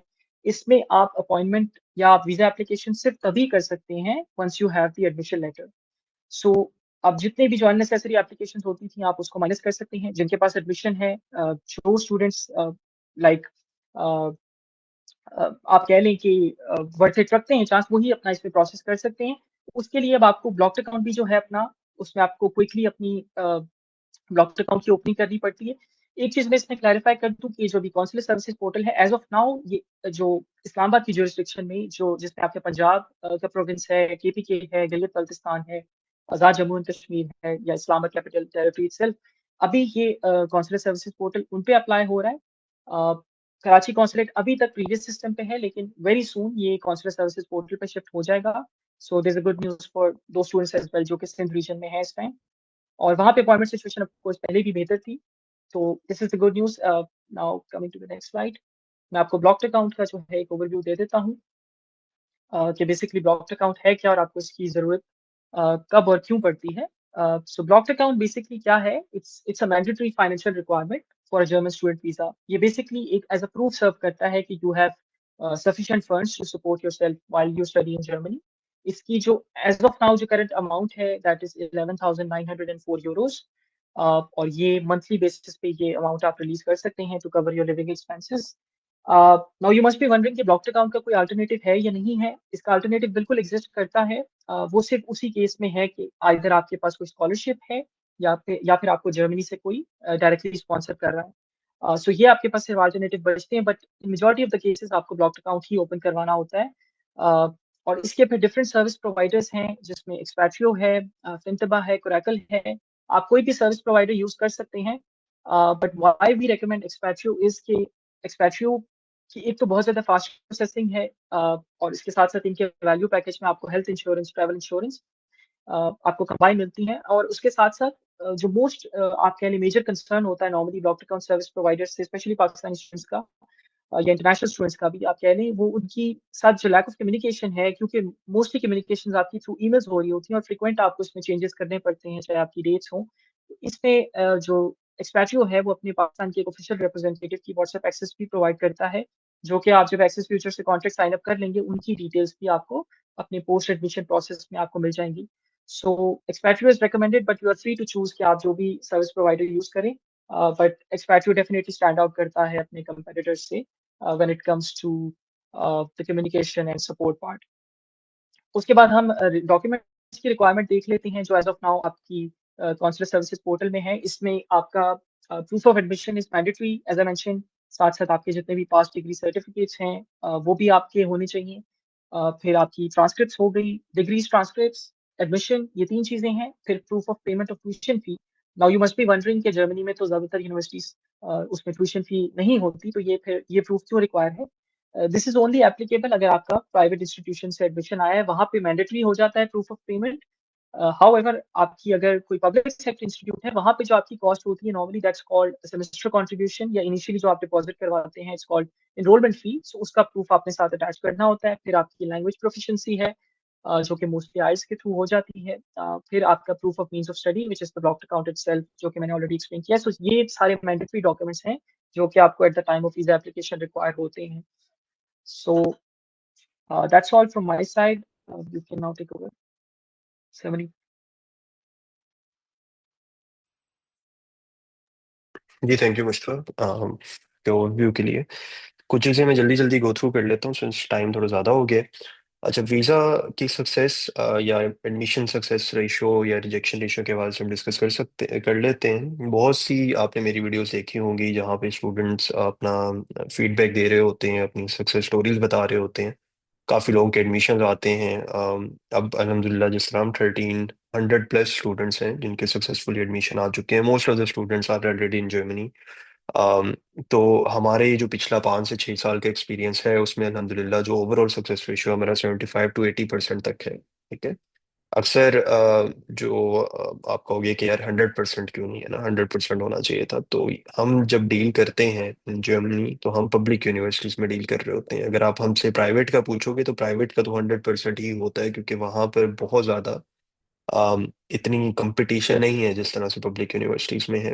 तो पब्लिक यूनिवर्सिटीज को लेकर एक तो कंपटीशन ज़्यादा हो गया, नंबर ऑफ एप्लीकेशन ज़्यादा आती हैं। दूसरा, आपके ग्रेड्स, आपके आइल्स और बहुत सी चीज़ें जो मैटर करती हैं, लाइक आपकी जो ओवरऑल प्रोफाइल है वो बहुत ज़्यादा अहमियत रखती हैं। सिंस वो आपको फ्री में पढ़ा रहे होते हैं तो अगेन वो ये भी देख रहे होते हैं कि जिस बच्चे को हम एडमिशन दे रहे हैं क्या वो बच्चा आकर कोर्स को ठीक तरह कवर कर भी सकता है कि नहीं। तो उनका मेन एम पैसा नहीं है, क्योंकि एजुकेशन वो फ्री दे रहे हैं। उनका मेन एम यही होता है कि वो अच्छे क्वालिफाइड स्टूडेंट लें जो आराम से आके अपनी डिग्री को भी पूरा करें और फ्यूचर में उनके जॉब चांसेस ज़्यादा हों। अम, अब इसके रीजंस क्या होते हैं, जिस तरह रिजेक्शन के मैंने बात की कि रिजेक्शंस भी आपको फेस करनी पड़ती हैं जर्मन पब्लिक यूनिवर्सिटीज़ की तरफ से। तो मेन रीजंस क्या हैं?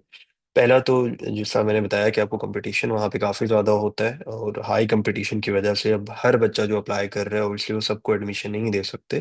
तो प्रोफाइल एवेल्युएट करेंगे ओवरऑल, जिस तरह चीज़ें डिफरेंट हो गई हैं, एलओएम्स हो गए, आपका ग्रेड्स हो गए, आपके क्रेडिट आवर्स हो गए, उन सबको एवेल्युएट करने के बाद फिर डिसाइड किया जाता है कि आपको एडमिशन ग्रांट किया जाए कि नहीं। Even most universities entrance examination या इंटरव्यू नहीं होता, वो normally direct admission letter offer करते हैं। बट इन सम यूनिवर्सिटीज अब आपको इंट्रेंस एग्जामिनेशन देना पड़ता है, बट बहुत कम कम यूनिवर्सिटीज हैं। डेगनडॉर्फ हो गई, वो अक्सर सब्जेक्ट्स में अपना लेती है, कुछ और यूनिवर्सिटीज होगी, but most universities direct admission letter offer करती हैं। विच मीन्स कि इंटायरली आपकी प्रोफाइल की बेस पर डिसाइड किया जाता है जो आप उन्हें सबमिट करवाते हो, अपनी सीवी, एलओएम, बाकी लेटर ऑफ रिकमेंडेशंस, आइट्स वगैरह, उनकी बेस पे डिसाइड होता है कि आपको एडमिशन देना है कि नहीं देना। ठीक है। अच्छा, अक्सर स्टूडेंट जो हमारे थ्रू भी प्रोसेस करवा रहे होते हैं, जो प्रोसेस स्टार्ट करते हैं वो कहते हैं हाँ जी हम आइल्स दे लेंगे। प्रोसेस के बीच में जब प्रोसेस हो रहा होता है तो अक्सर उनमें से कहते हैं नहीं, अब हम नहीं देना चाहते, आप सिर्फ उनमें ही अप्लाई करते हैं जहाँ पर विदाउट आइल्स एप्लीकेशन हमारी जा सकती है। अब जैसा मैंने पहले बताया था कि आपके चांसेस या अपॉर्चुनिटीज थोड़ी लिमिटेड हो जाएंगी जब आप विदाउट आइल्स अप्लाई करोगे तो, क्योंकि जो नंबर ऑफ यूनिवर्सिटीज हैं हर कोई अलाउ नहीं करेगा अप्लाई करने में। तो कुछ स्टूडेंट फिर ये भी करते हैं कि वो आइल्स बिल्कुल नहीं देते, वो सिर्फ वो विदाउट आइल्स वाली में ही ट्राई कर रहे होते हैं। और अक्सर विदाउट आइल्स वाली में एज कम्पेयर टू आइल्स वाली कंपटीशन और ज़्यादा होता है, क्योंकि वहाँ पे हर बच्चा अप्लाई कर सकता है। ठीक है। Then applying for courses that do not align with academic background. अब बहुत से स्टूडेंट्स को ये होता है कि यार हमने ये डिग्री कर ली है, अब थोड़ा सा हम स्विच करना चाह रहे हैं। थोड़ा सा स्विच करने में मसला नहीं है, बट इंटायरली स्विच करने में मसला है। ठीक है। जिस तरह मैंने केमिकल इंजीनियरिंग की थी, मैंने थोड़ा सा स्विच करके मैं एनर्जी साइंस एंड टेक्नोलॉजी में मास्टर्स करने चला गया था, जो कि इंटायरली केमिकल इंजीनियरिंग रेलिवेंट नहीं थी, बट एटलीस्ट उसका 40-50% मेरी प्रीवियस डिग्री से रिलेट कर रहा था। इसी तरह अगर आप कोई चीज़ या अपनी डिग्री पे थोड़ा सा अपने शिफ्ट भी करना है तो वो डिग्रीज देखो जो ऐसी हो कि आपके कोर्स की चीज़ें भी कवर हो और एक्स्ट्रा चीज़ें भी उसमें कवर हो रही हो जिस फील्ड में आप जाना चाह रहे हो। फॉर इंस्टेंस अगर इलेक्ट्रिकल कर लिया आपने, तो इलेक्ट्रिकल इंजीनियर्स जो हैं वो इलेक्ट्रिकल के सब्जेक्ट्स प्लस आईटी की कम्बिनेशन के सब्जेक्ट्स में भी अप्लाई कर सकते हैं।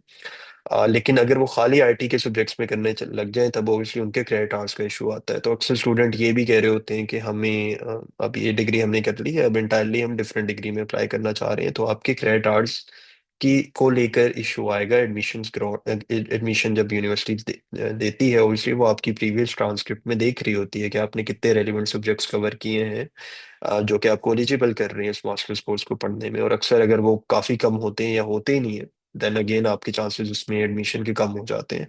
जिस तरह मैंने पहले बताया था, अगर यही चीज़ आप यूके में अप्लाई करो या इवन जर्मनी की प्राइवेट यूनिवर्सिटीज में भी करो, तो वो फ्लेक्सिबल होंगी, वो कहेंगे ठीक है यार तुम पैसे दो, तुम लोग आ जाओ, ठीक है। लेकिन अक्सर जो पब्लिक यूनिवर्सिटीज हैं ऑब्वियसली उस चीज़ को लेके थोड़ा स्ट्रिक्ट होती हैं। अच्छा, देन restricting option by selecting only few universities, कुछ स्टूडेंट ये भी हैं कि वो कह देते हैं कि आप सिर्फ हमारा इन 2-3 यूनिवर्सिटीज में अप्लाई करते हैं, 4 में करते हैं। हालांकि जब आप में से कोई भी हमसे प्रोसेस करता है, हम 10 यूनिवर्सिटीज में कहते हैं कि एटलीस्ट आप अप्लाई करें फॉर 10 यूनिवर्सिटीज, गिवन कि अगर आपकी प्रोफाइल अकॉर्डिंगली उस 10 यूनिवर्सिटीज अवेलेबल हैं तो। यूनिलिस्टिंग जब आपको मिलती है उसमें तो ज़्यादा होती है, नॉर्मली 25-30 होती हैं, जिसमें आपने लिस्ट डाउन करनी होती है 10 यूनिवर्सिटीज। ठीक है, तो अक्सर स्टूडेंट प्रेफर करते हैं कि यार कम से कम में हम अप्लाई कर लें। लेकिन ये भी कोई इतनी अच्छा स्ट्रेटेजी नहीं है, इतनी अच्छी, क्योंकि इसमें जिस तरह मैंने पहले बताया कि कंपटीशन काफ़ी बढ़ रहा है, तो आपको अपने पास ऑप्शन थोड़े ज़्यादा रखने पड़ते हैं अपने एडमिशन चांसेस को बढ़ाने के लिए। अच्छा, being too specific about location applying to only one city और यूनिवर्सिटी। अब जर्मनी में मैं बहरहाल काफ़ी बार बता चुका हूँ कि जिस तरह हम कराची, इस्लामाबाद, लाहौर वाले जो अक्सर स्टूडेंट्स अगर यहाँ पे होंगे, तो हमें पता है कि इस्लामाबाद में कोई 50 यूनिवर्सिटीज हैं, ठीक है। कराची में शायद 100 हो, 150 हो। तो हमारे मेन सिटीज में काफ़ी ज़्यादा डिफरेंट यूनिवर्सिटीज एग्जिस्ट करती हैं, लेकिन जर्मनी में आप अगर एक मेन सिटी की बात करते हो तो नॉर्मली एक ही पब्लिक यूनिवर्सिटीज है। लाइक अगर फ्रैंकफर्ट में अप्लाई करोगे, मैक्सिमम एक दो पब्लिक यूनिवर्सिटीज होंगी। और इन मोस्ट सिटीज एक सिटी में एक ही पब्लिक यूनिवर्सिटी है। तो आप अगर कहोगे कि यार, कुछ स्टूडेंट होते हैं कहते हैं मेरे मामू फ्रैंकफर्ट में, मैंने फ्रैंकफर्ट ही जाना है, कहीं और नहीं जाना। अब फ्रैंकफर्ट में जब एक यूनिवर्सिटी आपको मिल रही है तो ऑब्वियसली आप अपने चांसेस बहुत लिमिटेड कर रहे हो। तो आप जब भी अप्लाई करो जर्मनी में, आप ओवरऑल जर्मन यूनिवर्सिटीज को देखो, किसी एक स्पेसिफिक रीजन को टारगेट ना करो, ठीक है। ये हाँ, बाद में ये चीज़ हो सकती है कि जब एडमिशन आ जाए 3-4 जगह पे, जिस तरह कई स्टूडेंट्स के आ जाते हैं, 5 जगह पे आ जाते हैं, तब वो मुझसे पूछ लेते हैं कि कौन सा रीजन सबसे बेहतर रहेगा पार्ट टाइम जॉब्स के लिए, दूसरी जॉब्स के लिए, या वैसे कौन सा सिटी बेहतर है। लेकिन शुरू में जब आप अप्लाई कर रहे होते हो तब ऑब्वियसली आपको देखना है कि इतना ज़्यादा रिस्ट्रिक्ट ना हो लोकेशन को लेकर। अम, अच्छा, कई दफ़ा कुछ स्टूडेंट्स जो हमारे थ्रू भी अप्लाई करते हैं, they have poor coordination with team leading to miss opportunities, ठीक है। जब भी मुश्तबा ने भी जिस तरह बताया, जब भी आप में से कोई अपना प्रोसेस स्टार्ट करवाएगा, उसके पास 4 नंबर तो पक्के होते हैं। एक एचआर का होता है, व्हाट्सएप की एक्सेस होती है, देन उनके जो केस हेल्डर हैं, जो कि एप्लीकेशन अप्लाई कर रहे होंगे, उनका नंबर होगा, देन मुश्तबा जो टीम लीड हैं जिन्होंने भी प्रेजेंटेशन मुश्तबा ने दी, उनका नंबर होता है। प्लस आपके पास लिंक होता है मेरा, तो जितने भी स्टूडेंट हैं वो मुझसे भी डायरेक्टली बात कर सकते हैं। मंडे और थर्सडे को वो स्लॉट्स बुकिंग करके मेरे साथ बात कर सकते हैं। इवन अगर विद इन इस डेट पे बात करनी है तो मुश्तबा के थ्रू मुझ तक अपना मैसेज पहुंचा सकते हैं। अब होता क्या है कि आप प्रोसेस अगर स्टार्ट कर लो और बिल्कुल अपनी आंखें बंद कर लो कि यार बस ठीक है, मैंने कर दिया है, मैंने पेमेंट कर दिया, बस ये एडमिशन लेटर मुझे दे, तो ऐसा नहीं होता। हमें आपकी तरफ से भी कुछ कंट्रीब्यूशन चाहिए होती है। फॉर इंस्टेंस, अगर हम लेटर ऑफ मोटिवेशन लिख रहे हैं या टीम लेटर ऑफ मोटिवेशन लिख रही है, देन ओबियसली वो कुछ चीजें आपसे डिमांड करेगी कि अगर आपने कहीं पर इंटर्नशिप या जॉब की है तो उसके अकॉर्डिंगली हमें बताएं कि आपने क्या काम किया था, क्योंकि इंटर्नशिप से रेलिवेंट आपको ज़्यादा बेहतर पता है हमसे कि आपने क्या वहाँ पे टास्क थे, आपने क्या चीज़ें परफॉर्म की हैं।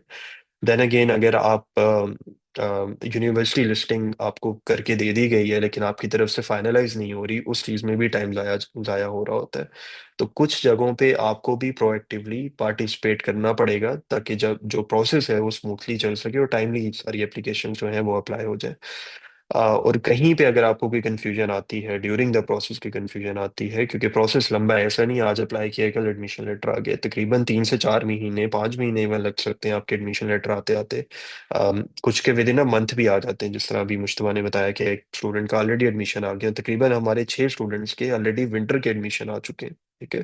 अ, तो इसमें अगर डिले हो रहा है, प्रोसेस में लेट आ रहा है, कोई भी इशू है जो आपको समझ नहीं आ रही कि ये क्या है, तो बेहतर ये है कि डायरेक्टली आप मुश्तबा से या मेरे से डिस्कस कर सकते हैं वो चीज़, ताकि कोई भी कंफ्यूजन ड्यूरिंग द प्रोसेस है तो वो आपकी टाइमली उसको सॉर्ट आउट किया जाए। ऐसा ना हो कि आप अपने दिमाग में लेके बैठे रहो, किसी से डिस्कस ना करो, वो फिर दिमाग में ही बंदा सोचता रहता है कि यार ऐसा क्यों हो रहा है। ठीक है, तो एक क्लियर कम्युनिकेशन का होना बहुत ज़रूरी है, और हमारी तरफ से ट्राई यही किया जाता है कि क्लियर, जितनी ज़्यादा कम्युनिकेशन स्मूथ रहे उतनी, अगर हम रख सकें उतनी रहे। Then again delays in submitting required documents, अगर आपसे कोई डॉक्यूमेंट हमने रिक्वायर किया है, फॉर इंस्टेंस कुछ यूनिवर्सिटीज थीसिस या का एब्स्ट्रैक्ट मांग रही होती हैं, कुछ स्पेसिफिक डॉक्यूमेंट्स मांग रही होती हैं, तो वो स्टूडेंट की साइड से हमें टाइमली मिलेंगे तभी एप्लीकेशन आगे प्रोसीड होगी। तो ये चीज़ भी इंपॉर्टेंट है कि अगर आप भी कोई हमसे प्रोसेस स्टार्ट करवाते हैं तो इन चीज़ों को थोड़ा माइंड में रखें कि आपकी तरफ से भी एक कंट्रीब्यूशन होती है जो आपने करनी होती है, स्पेशली टाइमली चीज़ों को रिस्पॉन्ड करने की। अच्छा, weak academic profile with insufficient qualification, इसमें अगेन अगर आपका बहुत ज़्यादा आप उन कोर्सेज में अप्लाई कर रहे हो जिनमें क्वालिफिकेशंस नहीं मीट कर रही और आपकी प्रोफाइल भी वीक है, लाइक जीपीए भी आपका 2.4 2.5 है, और आप सब्जेक्ट्स भी डाइवर्ट कर जाते हो, तो चांसेस बहुत कम रह जाते हैं उसमें। अच्छा, एक ये भी है, losing hope after not securing admission in a specific intake. अब नॉर्मली हम जब ऑफर करते हैं, हम दो वन इनटेक का भी कॉन्ट्रैक्ट ऑफर करते हैं और दो इनटेक का भी ऑफर करते हैं कि अगर वन इनटेक में फॉर एनी रीजन जो भी मैंने मेंशन किया आपका एडमिशन नहीं आता, तो आप सेकंड इनटेक में वो प्रोसेस कंटिन्यू करवा सकते हो। अभी रिसेंटली मेरी एक वीडियो आई थी फिजर के साथ, जिसमें उन्होंने दो इनटेक का हमसे कांटेक्ट किया था। फर्स्ट इनटेक में उनका एडमिशन नहीं आया, ठीक है, उन्होंने तकरीबन 4 से 5 में अप्लाई किया, और उनकी रीज़न भी यही थी कि वो खिजर कहता था मैंने आइल्स नहीं देना। पहले इनटेक में उन्होंने आइल्स नहीं दिया। उन्होंने यूनिवर्सिटीज़ इवन तो कि मैंने उसे कहा था कि एटलीस्ट 10 में अप्लाई करें, ही वाज लाइक नहीं नहीं भैया, 4 5 काफ़ी है, इनमें मुझे लग रहा है आ जाएगा। और फिर नहीं आया, ठीक है, वो इसलिए अवॉइड कर रहा था कि वो यूनिसिस्ट की जो फी थी वो नहीं पे करना चाह रहा था, और यूनिसिस्ट की फी आपकी तरफ से जा रही होती है, ठीक है। तो ये लाइक नहीं, जो डायरेक्ट में अप्लाई होता है आप सिर्फ उनमें अप्लाई करते हैं, तो मुझे लग रहा है हो जाएगा। देन जब रिजेक्शंस आई तब उसे थोड़ा हिट हुआ कि नहीं भाई, इतना आसान नहीं है जितना आप समझ रहे हैं, ऑब्वियसली कंपटीशन ज़्यादा है, बहुत सी चीज़ें हैं जो फैक्टर्स आते हैं। तब उन्होंने मेरे साथ बैठ के दोबारा डिस्कस किया कि मुनीब भाई बताएं अब क्या करना है। ठीक है, फिर मैंने उसे बताया, पहले तो सबसे पहले आर्ट्स तो यूनिलिस्टिंग उसने साथ बैठ के की कि मुनीब भाई ये अब यूनिलिस्टिंग है, अब बताएं कौन कौन सी यूनिवर्सिटीज में हो सकता है। एक बहुत अच्छी चीज़ जो मुश्तबा शायद मेंशन नहीं किया, उसमें हम जब भी यूनिलिस्टिंग आती है और आपको नहीं समझ आ रही होती कि हम कौन सी यूनिवर्सिटीज में अप्लाई करें, राइट, वो 20 25 यूनिवर्सिटीज आ जाएंगी, बच्चा ओवरवेलम हो जाता है कि यार पता नहीं कहाँ पे अप्लाई करें, यूनिवर्सिटीज तो उन्होंने मुझे दे दी है। तो उसमें एक चीज़ ये होती है कि एक्सेस फ्यूचर जब आप यूनिलिस्टिंग होती है तो उसमें कुछ यूनिवर्सिटीज को हाईलाइट किया होता है।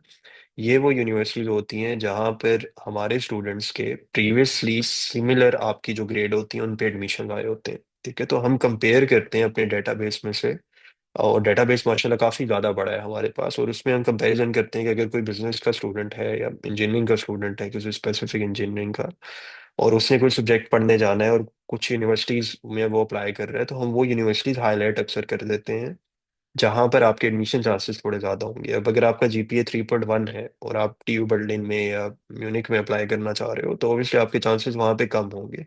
बट अगेन अगर 3.1 ऐसा जीपीए जो मुनासिब जीपीए, और आपको अक्सर यूनिवर्सिटीज कुछ ऐसी मिल जाती हैं जो 3.1 पे एडमिशन देने के जिनके चांसेस ज्यादा होते हैं, ना सिर्फ 3.1, इवन 2.7 2.8 पे भी स्टूडेंट के एडमिशन रिसीव होते हैं। तो उसमें यूनिवर्सिटिंग में ये चीज़ बहुत आपकी हेल्प आउट करेगी कि आपको वो यूनिवर्सिटीज पता है जहाँ पर आपके चांसेस ज़्यादा होंगे, ठीक है, और वो आपको हाईलाइट होके मिल जाती हैं, या फिर आप मेरे से भी या मुश्तबा से भी आप डिस्कस कर लेते हो कि मुझे ये ज़रा बता दें कि ये यूनिवर्सिटीज में मेरे चांसेस कहाँ पे हाई रहेंगे, ठीक है। तो खैर वो चीज़ें बैठ के फिर खिजर ने डिस्कस की, और अलहमदिल्ला जब लास्ट उन्होंने अप्लाई किया था उनके 5 जगह से एडमिशन रिसीव हुए थे खिजर के, ठीक है, ये भी समर इनटेक में। इवन तो कि summer summer as compare to winter limited intake है, नंबर ऑफ यूनिवर्सिटीज उसमें कम होती हैं, बट स्टिल वो तकरीबन पांच पांच यूनिवर्सिटीज में उनका समर में एडमिशन आ गया था, और विंटर में एक में भी नहीं आया था। ये वीडियो देखिएगा, काफ़ी मोटिवेट करेगी, मुझे उम्मीद काफ़ी है कि ये काफी स्टूडेंट की क्यूरीज दूर करती है, जो गलतियां वो करते हैं एडमिशन ना आने की वजह से कि क्या होती हैं। तो यहाँ पर आई थिंक मैं आपको दिखा दूं, कराची टू जर्मनी के नाम से ही होगी वो।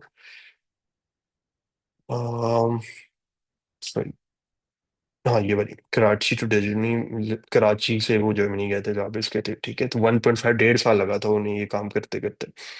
तो हाँ, होपफुली आपको इतना टाइम नहीं लगेगा, अगर आप ये प्रोसेस समझ के सारी चीज़ें समझ के करोगे तो इंशाल्लाह जल्दी हो जानी चाहिए। नेक्स्ट हम देख लेते हैं कुछ और चीज़ें। अच्छा, what if you don't get admission, ये मैं ऑलरेडी बता चुका हूँ। अगर आपको रिजेक्शन है तो क्या करना होता है, वो स्पेसिफिक रीजंस देखने होते हैं किस वजह से रिजेक्शन आई हुई है, कुछ चीज़ें इंप्रूव हो सकती हैं तो वो करनी होती हैं। ग्रेड ऐसी चीज़ है जो इंप्रूव नहीं होगा, ठीक है। ग्रेड जो आ गया, इट्स डन एंड डस्टेड। अब और चीज़ें देखो कि क्या इंप्रूव कर सकते हो। आइल्स जितना ज़्यादा अच्छा होगा उतने ज़्यादा चांसेस आपके हाई होंगे। अगर जर्मन बेसिक की है आपने, कुछ कोर्सेज ऐसे होते हैं जो होते हैं इंटायरली इंग्लिश में हैं, बट स्टिल उन्होंने कुछ ना कुछ जर्मन आपसे रिक्वायर की होती है, ठीक है। वो ऐसे कोर्सेज हैं जहाँ पर नंबर ऑफ एप्लीकेशंस कंपैरेटिवली कम जाएंगी। हर बच्चा आइल्स कर लेगा, हर बच्चे का डिग्री हो जाएगी, लेकिन बहुत कम स्टूडेंट होते हैं जो एक्स्ट्रा एफर्ट डाल के अपनी जर्मन लैंग्वेज सीखते हैं, और ये बड़ा इंपॉर्टेंट हो जाता है कुछ एप्लीकेशंस में। और जब हम यूनिवर्सिटी करते हैं, हम बताते हैं कि ये यूनिवर्सिटी है जो A1 आपसे मांग रही है, ठीक है, ये यूनिवर्सिटी है जो A2 रिक्वायर कर रही है। और अच्छी बात ये होती है, अक्सर वो यूनिवर्सिटीज अलाउ करती हैं कि आप eight the time of enrolment हमें लैंग्वेज जमा करवा दें। फॉर इंस्टेंस, अभी आप प्रोसेस स्टार्ट कर रहे हो अप्रैल में, जर्मन आपकी नहीं है लैंग्वेज बिल्कुल, आप अभी से स्टार्ट कर दो जर्मन सीखना, और बेशक 2 महीने में 3 महीने में हो रही है, वो आपको कंडीशनल एडमिशन दे देंगे कि ठीक है बाकी चीज़ें आपकी सारी सही हैं, आप हमें A1 at the time of enrolment, जो सितंबर में जाके होती है, अगस्त सितंबर में जाके होती है, आप तब हमें जमा करवा दो। तो ये वो चीज़ है जो काफ़ी ज़्यादा लोग मिस आउट कर जाते हैं। और ये चीज़ काफ़ी इंपॉर्टेंट होती है, स्पेशली जब आपका जीपीए लो हो, ठीक है। With low GPA I mean 2.5, 6, 7, even 3 तक भी जा रहा हो, तो ये चीज़ें ज़रा आपने ध्यान से करनी है। लाइक लैंग्वेज भी आप इंप्रूव कर सकते हो। अच्छा, you will book option to upgrade contract. हाँ, अगर हमारे थ्रू आपने करवाया, एक इनटेक में नहीं आया, तो फिर आप अपग्रेड करते हो कि सेकंड इनटेक में भी मैं अप्लाई करना चाह रहा हूँ, इसलिए आप चीज़ें इंप्रूव करके। और कभी भी हम ये नहीं कहते हैं कि यार चलो, ये मैं डिस्कस करूंगा अभी आने वाली चीज़ों में भी कि क्या सिनेरियो होता है। चाहे apply maximum university for better chances, again आपने ज़्यादा यूनिवर्सिटीज में अप्लाई करना है। We recommend a single intake contract. हाँ, हम आपको अपनी तरफ से सिंगल इनटेक का कॉन्ट्रैक्ट ही रिकमेंड करेंगे कि अगर आपकी जीपीए अच्छा है, प्रोफाइल के आने के, एडमिशन के चांसेस हाई हैं, तो आप एक ही इनटेक का पैकेज लें, मतलब एक ही सिंगल इनटेक में अप्लाई हो रहा हो। मल्टीपल इनटेक्स का जरूरी नहीं है, बट हाँ, अगर आपके बहुत लो है और हमें लग रहा है कि एक इनटेक में अप्लाई करने में शायद थोड़ी मुश्किल हो, तो फिर हम दो का भी रिकमेंड करते हैं। बट आप कभी भी अपने सिंगल इनटेक को अपग्रेड करवा सकते हो टू डबल इनटेक। तो अगर खुदा ना खास्ता नहीं आया तो आप बाद में भी अपग्रेड करवा सकते हो। तो ये ऑप्शन आपके पास होता है। अच्छा, कुछ स्टूडेंट अब सोच रहे होंगे एक्सेस फीचर हम क्यों, सर्विसेज क्यों लें, क्या ऐसी चीज़ें हैं जो ये डिफरेंट ऑफर कर रहे हैं। तो कुछ चीज़ें मैं आपको मेन मेन बता देता हूँ। पहली चीज़ ये होगी कि हमारी गाइडेंस जितनी भी मिलती है, हम ऑनर्स गाइडेंस देते हैं, कोई फॉल्स फॉल्स प्रोमिसेस आपसे नहीं करते। जो कॉन्ट्रैक्ट में हमारी पहली टर्म है, वो उस पर ये लिखा होता है कि एडमिशन गारंटी हम नहीं करते, ठीक है। तो बट वही गारंटी कि आपका जो प्रोसेस है उसमें जितना भी काम होगा वो प्रोफेशनली होगा, आपकी एप्लीकेशंस टाइमली जाएंगी, गिवन कि अगर आप टाइमली डॉक्यूमेंट सारी चीज़ें प्रोवाइड कर रहे हो।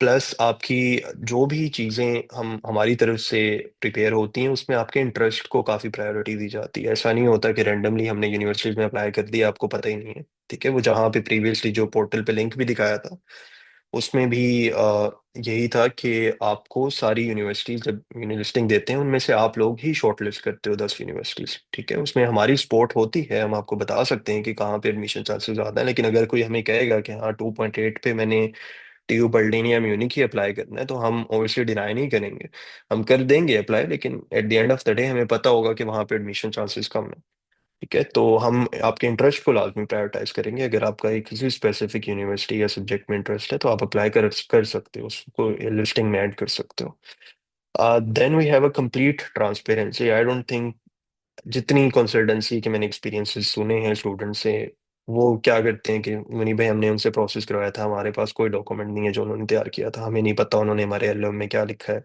हमें नहीं पता उन्होंने कहाँ पे अप्लाई किया है। और मैं हैरान हो रहा होता हूँ कि भाई तुम लोगों ने जब अप्लाई करवा रहे थे उनसे पूछा नहीं कि क्या क्या डॉक्यूमेंट वो देंगे तुम्हें, राइट। लाइक आप अगर एलओएम भी वो आपसे शेयर नहीं कर रहे, आपको बता भी नहीं रहे कि यूनिलिस्टिंग में क्या है, यूनिवर्सिटीज में कौन से अप्लाई हुआ है, जस्ट वो कहते हैं आप आ जाना 3-4 महीने बाद, हम कोशिश कर रहे हैं, एडमिशन हो गया तो आपको बता देंगे।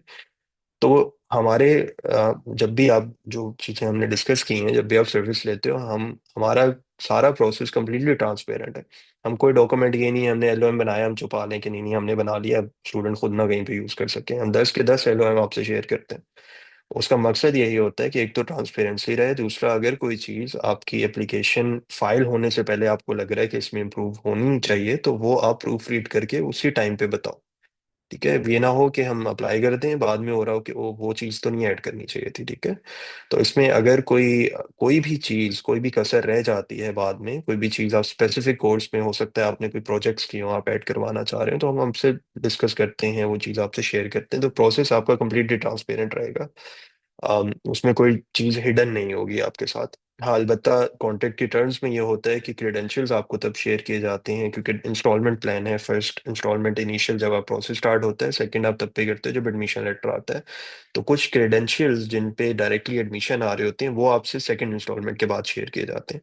उसका भी मकसद यही होता है कि जब एडमिशन आ जाए, बहुत सी पहले यही होता था कि स्टूडेंट के पास एक्सेस होती थी, फिर होने ये लगा कि स्टूडेंट के पास एडमिशन आ जाता था, इंस्टॉलमेंट या पेमेंट नहीं आ रही होती थी, which is a very sad thing कि हमारी तरफ से एफर्ट पूरी जा रही है बट स्टूडेंट ऐसा करते हैं।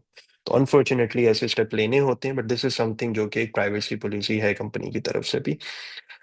नेक्स्ट, आपके एडमिशन चांसेस हाई होंगे, ये मैं फॉर श्योर इसलिए कह सकता हूँ कि काफ़ी स्टूडेंट, एक जो गलतियां मैंने प्रीवियसली बताई हैं, वो उनमें से अक्सर स्टूडेंट वो गलतियां कर रहे होते हैं, और हर बंदे का प्रोफाइल के हिसाब से ही डिस्कस किया जाता है कि यार आपकी प्रोफाइल के रेलिवेंट क्या चीज़ें आपकी हेल्प आउट करेंगी आपके एडमिशन चांसेस बढ़ाने में। वो अगर आप चीज़ें सुन लेते हो, ठीक तरह से डिस्कस करते हो, तो ओब्वियसली आपके एडमिशन चांसेस हाई होंगे। प्लस जो एक चीज़ डेटाबेस को मैंने कहा कि कंपेयर करके बताना कि इन यूनिवर्सिटीज में चांसेस ज़्यादा है, आई डोंट थिंक कि वो कोई और करेगा। अम, और वो एक ऐसी चीज़ है जो काफ़ी ज़्यादा स्टैंड आउट होती है हमारी सर्विस में। Plus there is support in Germany, जिस तरह मैंने पहले बताया, हमारे 5 टीम मेंबर्स जो हैं ऑलरेडी जर्मनी में हैं। कोई अगर इशू होता है यूनिवर्सिटी की तरफ से, हमें कोऑर्डिनेशन करनी पड़ती है। अक्सर आप लोग अगर देखो कि आपको ईमेल करनी पड़ रही होती है, कॉल करनी पड़ रही होती है, अक्सर वो जवाब ही नहीं दे रहे होते यूनिवर्सिटी वाले या स्टूडेंट जो उनका डिपार्टमेंट होता है। तो सिंस हमारा नेटवर्क अलहमदुलिल्लाह काफ़ी अच्छा एस्टेब्लिश हुआ हुआ है जर्मनी में, तो कई दफ़ा हम यूनिवर्सिटी को ने डायरेक्टली स्टूडेंट को भी भिजवा देते हैं कि यार वहाँ के एडमिशन डिपार्टमेंट से पता करें, उनका रिस्पॉन्स हमें नहीं आ रहा। अभी जब अपॉइंटमेंट ओपन हुई थी ये रिसेंट 31 को, एक स्टूडेंट काफ़ी अरसे से यूनिवर्सिटी के पीछे पड़ा हुआ था कि भाई मैंने इनरोलमेंट करवानी है। आपको याद होगा कि इनरोलमेंट कंपलसरी थी तब, अब तो नहीं है, लेकिन तब कंपलसरी थी। उन्होंने इनरोलमेंट डॉक्यूमेंट ले लिए थे बट स्टेटस अपडेट नहीं कर रहे थे कि आप इनरोल हो गए हो। तो पर्सनली मैंने अपने एक स्टूडेंट को भिजवाया था जो ऑलरेडी वहाँ पे पढ़ रहा था, उनके एडमिशन डिपार्टमेंट में। केस बंदे ने सारी डॉक्यूमेंट्स सबमिट करवाए हैं, आपकी तरफ से स्टेटस अपडेट नहीं हो रहा एनरोलमेंट का, हमें एनरोलमेंट लेटर चाहिए। तो वो डायरेक्टली स्टूडेंट डिपार्टमेंट गया था और वहाँ से सेम डे में ही हमें एनरोलमेंट लेटर पे रिसीव हो गया था, और उसने टाइमली अपॉइंटमेंट बुक करके अब तो अल्हम्दुलिल्लाह वीज़ा भी आ चुका है उसका। ठीक है, तो ये चीज़ें काफ़ी मैटर करती हैं। आई डोंट थिंक कि कोई और ऑफर करेगा ऑन ग्राउंड आपको जर्मनी में स्पोर्ट। प्लस हमारा एक जो अच्छी चीज़ है कि स्ट्रॉन्ग एलुमनाई नेटवर्क है। ओवर 1300 प्लस स्टूडेंट, जिस तरह मैंने बताया, ऑलरेडी जा चुके हैं वहाँ पे। और अक्सर ये ऐसा होता है, अभी रिसेंटली सुबहान की भी शायद आपने वीडियो दे, उनका भी वीज़ा आया था। और उन्हें अकोमोडेशन नहीं अरेंज हो रही थी, लांगन में उन्होंने जाना था, तो अकोमोडेशन के हवाले से उन्हें बहुत मसले आ रहे थे। तो एक स्टूडेंट हमारा पहले गए हुए थे, उसामा, जो अभी BMW में माशाल्लाह इंटर्नशिप कर रहे हैं। उन्हें मैंने कहा कि यार एक स्टूडेंट आ रहे हैं, तो आप एकोमोडेशन के हवाले से अगर कोई हेल्प कर सकते हो तो बता दो। तो उन्होंने पर्सनली फिर 2 एकोमोडेशन अरेंज करवा के दी, और एक उनमें से फाइनलाइज की सुबहान ने विद इन 7 डेज के टाइम स्पेन में। अगर आप जर्मनी को लेकर, आपको पता हो कि एकोमोडेशन ढूंढना it's a very big hectic. ठीक है, तो कई दफ़ा ऐसा हो जाता है कि ऑलरेडी स्टूडेंट वहां पर होते हैं, तो हमें उन्हें अप्रोच करके फिर जो नए स्टूडेंट जा रहे होते हैं उनके लिए हेल्प हेल्प मांग सकते हैं। देन वो सिटी रजिस्ट्रेशन में भी आपके हेल्प आउट कर सकते हैं, और हो सकता है वो लाइफ लॉन्ग आपका कनेक्शन बिल्डअप हो जाए। जो स्टूडेंट आप जो बच्चा वहां पर होता है ना, वो पहली दफा आपकी हेल्प आउट करता है जर्मनी में जाके, वो आपको नहीं भूलता। तो एक नए मुल्क में जाके एक सपोर्ट मिलना एक बंदे की, इट हैज सम वैल्यू। तो मुझे भी याद है, जिन्होंने मेरी पहली दफा सपोर्ट की थी, मुझे आज तक नहीं भूलते वो। हालांकि मेरी बात अब बहुत कम होती है, बट स्टिल आई रिगार्ड कि उन्होंने काफी अच्छी तरह चीजें समझाई भी थी, सपोर्ट भी की थी, तो एक बहुत बड़ी चीज होती है ये भी। अच्छा, then support beyond visa approval, ऐसा नहीं होता कि बस वीजा अप्रूवल होता है हम कहते हैं बाय बाय भाई वो काम हो गया हमारा। ठीक है, मेरे पास अभी भी बहुत से स्टूडेंट, ऑलमोस्ट कोई 600-700 स्टूडेंट मेरे अभी भी राब्ते में होंगे डायरेक्टली, जो जर्मनी पहुंच चुके हैं। वो बीच बीच में भी चीजें पूछते रहते हैं, नहीं मैं इंटर्नशिप करनी थी, क्या सीन है। देन हमने जर्मन लैंग्वेज के हवाले से चीज़ें होती हैं, उस पर डिस्कशन होती है, तो एक दोस्ती का ताल्लुक ऑब्वियसली बन जाता है। ऐसा नहीं होता कि स्टूडेंट क्लाइंट और वो वाला मेरा रिश्ता कभी ऐसा नहीं रहा। जो भी स्टूडेंट आ रहे होते हैं मेरे अपने दोस्त ही समझता हूँ मैं उन्हें, और हेल्प भी मैं उसी तरह कर रहा होता हूँ कि मेरे दोस्त ही हैं। अम, तो वो एक चीज़ें बड़ी अच्छी हो जाती हैं कि आपको लाइक एडमिशन के बाद वाली चीज़ें गाइडेंस मिल जाती है, अकोमोडेशंस कैसे बुक करनी है, वहाँ पहुँच कर क्या करना है, रजिस्ट्रेशन के क्या स्टेप्स हैं। और ये वही बंदा आपको बता सकता है जो जर्मनी में थोड़ा रह चुका हो, जिस तरह मैं, जो 10 साल का टाइम है, टीम के और मेंबर्स को काफ़ी टाइम हो गया, एक्सपीरियंस हो गया है। तो ये चीज़ें वो तभी गाइड कर सकते हैं। मुझसे अक्सर लोग कहते हैं वहाँ पे गए थे, लोकल कंसल्टेंसी कोई भी कोई कर रहे थे, तो मुझे ये नहीं समझ आती वो लाहौर बैठ के कभी निकले ही नहीं है यहाँ से, वो किस तरह आपको ठीक तरह से ऑन ग्राउंड रियलिटीज बता सकते हैं जो जर्मनी में भी चल रही हैं। हो सकता है चलो एडमिशन भी करा दें, बट फर्दर क्या चीज़ें होती हैं वीज़ा के बाद, I don't like wrap my head around it कि वो कैसे गाइड करते होंगे जब वो खुद कभी निकले नहीं है वहां पे। तो एक बहुत बड़ी चीज इस चीज को भी मैटर करती है कि आपका खुद का क्या एक्सपीरियंस रहा है। जो मेरा बैकग्राउंड शायद आप में बहुत से को पता हो, मैं जो स्टूडेंट ही गया हूँ जॉब वहां पे कर रहा हूँ, तो मैं रिलेट कर पाता हूँ जो स्टूडेंट्स के मसले हैं उनके साथ, then I try to solve them accordingly. ना सिर्फ मैं बल्कि सारी टीम ही जो माशाल्लाह वहां पर है। अच्छा, देन पर्सनलाइज गाइडेंस आपको मेरा कैलेंडली कलिंग जिस तरह मैंने बताया मिल जाता है। ऐसा नहीं होता आपका केस आएगा और मैं गायब हो जाऊंगा, मनीप भाई बस शुरू में थे अब तो हमें पता नहीं है मनीप भाई कहाँ है। ऐसा नहीं होता, आपके पास लिंक आता है जिसके थ्रू मंडे और थर्सडे को आप बुक करवा सकते हो लाइव। इसी तरह हमारी डिस्कशन होती है, कोई भी क्यूरी होती है मैं कोशिश करता हूँ पर्सनल लेवल पे जाके उसको सॉर्ट आउट करूँ। बट अगेन अल्हम्दुलिल्लाह एडमिशन रेलिवेंट क्यूरीज मुझे इतनी नहीं आती क्योंकि टीम का बहुत एक्सपीरियंस हो गया है, चीज़ का उन्हें आइडिया होता है। बट ज़्यादातर मुझे ये क्यूरीज आ रही होती हैं, नहीं भाई इसमें एडमिशन हो गया है तो किस यूनिवर्सिटी में जाएं, या जर्मनी में आकर हमने क्या करना है, इस टाइप की जो चीज़ें होती हैं वो मुझसे डिस्कस कर रहे होते हैं। बट स्टिल एडमिशन रेलिवेंट भी क्यूरीज भी मैं डील करता हूँ। ट्रस्ट एंड कमिटमेंट, हाँ अगर आप मुझे फॉलो कर रहे हो 5 6 साल से आपको पता होगा कि like you can trust me. शायद अगर आप फॉलो कर रहे हो ट्रस्ट करके आप यहाँ पर आए हो, तो कभी मेरे माइंड में ये नहीं रहा कि यार पैसों के लिए किसी के साथ जाती हो। हाँ, एक काम हम सर्विसेज देते हैं, उसी एक बिजनेस मॉडल है जिसके चार्जेस होते हैं। कोई भी दुनिया में काम आप करते हो सर्विस लेते हो उसके एक स्पेसिफिक चार्जेस होते हैं, बट हाँ उस चार्जेस के अकॉर्डिंगली आपको क्या मिल रहा है वो चीज़ बहुत मैटर करती है। ठीक है, वो आप किसी को आपने पे किया है वो आपका काम नहीं कर रहा, डेट्स समथिंग जो कि एक स्कैम में आ जाता है। आप हमसे चाहे आपका खुदा ना खास्ता एडमिशन हो, लाइक इंशाल्लाह एडमिशन हो या खुदा ना खास्ता ना भी एडमिशन हो, आई एम प्रीटी श्योर आप ये नहीं कहोगे कि यार इन्होंने लाइक हमसे धोखा किया है कोई। तो जितना प्रोसेस हमने ट्रांसपेरेंट रखा हुआ है, आई डोंट थिंक कि कोई भी ये इतराज कर सकता है कि हाँ नहीं इन लोगों ने कुछ ज्यादती की है हमारे साथ। तो ये चीजें हैं जो आप थोड़ा देख सकते हो।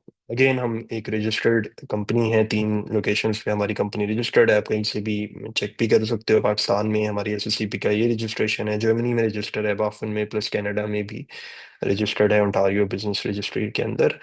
ये कुछ सक्सेस स्टोरीज हैं। अब तो माशाल्लाह काफ़ी आती जाती रहती हैं, लेकिन हाँ ये एक्सेस फ्यूचर के पेज पे भी लगा हुआ है इंस्टा के, वहाँ पे भी फॉलो करके देख सकते हो। इसमें एक चीज़ आप नोट कीजिएगा, जीपीए वाइज भी कुछ 2.81 की सक्सेस स्टोरीज भी आपको नजर आ रही होंगी, 2.73 की भी आ रही होंगी। तो आपका इवन लो जीपीए भी है तब भी बहुत से स्टूडेंट कहते हैं कि अब नहीं भाई लो हो गया है, 2.7 हो गया है, इवन अभी 2.5 पे एक एडमिशन आया है हमारे पास। तो हमें करना चाहिए कि नहीं करना चाहिए? ठीक है, अप्लाई नहीं, तो मैं यही कहता हूँ कि जब तक अप्लाई नहीं करोगे 100% चांसेस एडमिशन नहीं होगा। अप्लाई करोगे, लीप ऑफ फेथ लोगे, तभी आइडिया होगा ना कि बाद में प्रोसेस में पढ़ोगे तो पता लगेगा कि एडमिशन हुआ है कि नहीं हुआ। तो it's still it's worth a shot. जितने इसके एडवांटेजेस हैं जर्मनी में पढ़ने के, वो I think it's definitely worth worth a shot. Plus ये देख रहे हैं 2.75 पे भी आए हुए हैं, 6.7 पे भी आए हुए हैं। ये alumni नेटवर्क है अब तो माशाल्लाह बढ़ता जा रहा है, तो काफ़ी पिक्चर्स आई थिंक इसमें अभी मिसिंग है। बट हाँ ये हमारा एक alumni नेटवर्क चलिए काफ़ी बड़ा हो गया है। एक छोटा सा सवाल है आपके लिए, why is the ongoing winter intake 2025 best opportunity to apply for studying in Germany? कोई हैंड रेज करके इसका जवाब मुझे बता सकता है कि क्यों लगता है कि 2025 या 26 का जो विंटर इनटेक है वो अच्छा टाइम हो सकता है अप्लाई करने के लिए?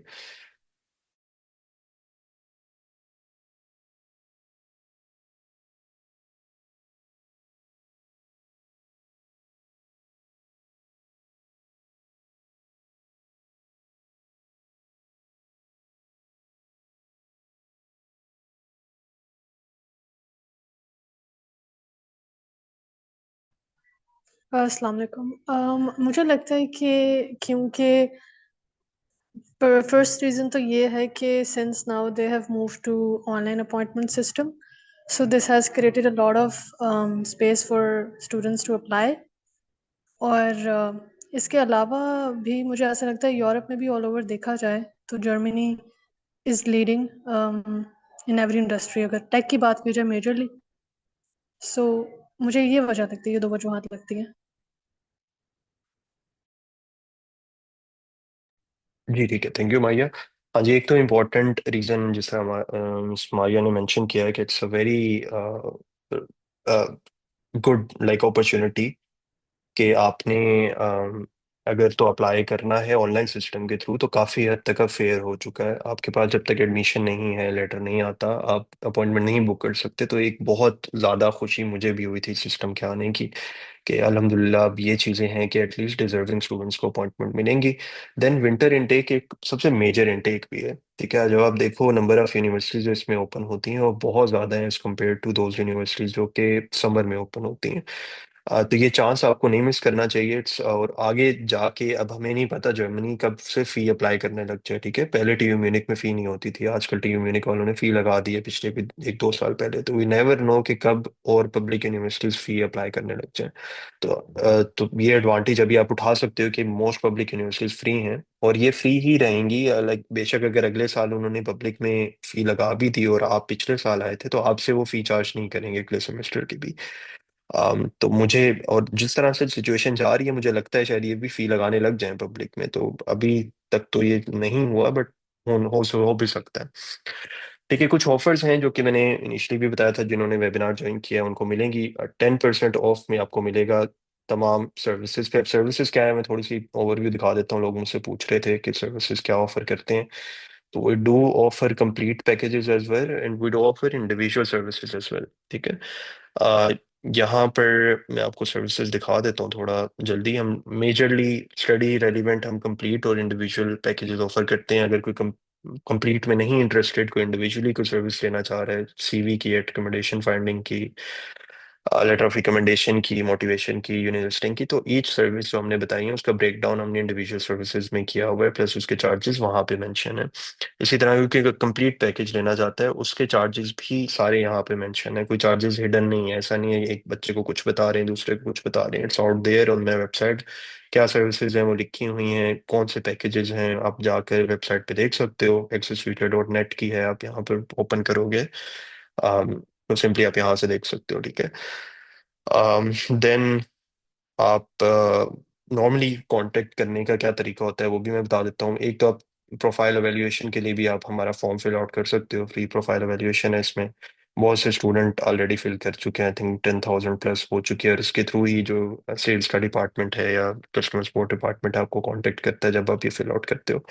लेकिन क्योंकि आपने वेबिनार अटेंड किया है तो कुछ उसके एडवांटेजेस आपके होंगे, विच इज के 10% आपको ऑफ मिलेगा। जो भी प्राइस आपको वेबसाइट पे नजर आ रही है उसका 10% ऑफ आपको मिलेगा जो भी आप सर्विसेज लेते हैं। नेक्स्ट आप को 15% ऑफ भी मिल सकता है। उसके लिए काम आपने थोड़ा सा एक एक्स्ट्रा एफर्ट डालनी है। सॉरी मैं बहुत बुरा हूँ यार इस स्लाइड आगे पीछे करने में। अच्छा, 15% के लिए प्लस 10 मिनट फ्री सेशन आपको मेरे साथ मिलेगा अगर आप ये दो काम करते हो। एक, आपने ऑनेस्ट रिव्यू लीव करना है हमारे गूगल के एक्सेस फ्यूचर का जो पेज है उस पे। जो भी आप अगर मेरी वीडियोस काफी अर्से से फॉलो कर रहे हो उस पे क्या आपका रिएक्शन है इस वेबिनार के हवाले से, आपका क्या इन जनरल एक्सेस फ्यूचर के बारे में आपकी क्या राय है, आप वो पोस्ट कर सकते हो। और ऑनेस्ट ओपिनियन देना है, मैं ये नहीं कह रहा 5 स्टार दोगे ये करोगे वो करोगे, तब आपको मिलेगा आपके ऑनेस्ट रिव्यू पे मिलेगा, जिस तरह का मर्जी आपका ऑनेस्ट रिव्यू हुआ, ठीक है। दूसरा, आपने एक्सेस फ्यूचर का पेज फॉलो करना है। मैं दोनों चीजें दिखा देता हूँ एक सेकंड आपको यहाँ पे।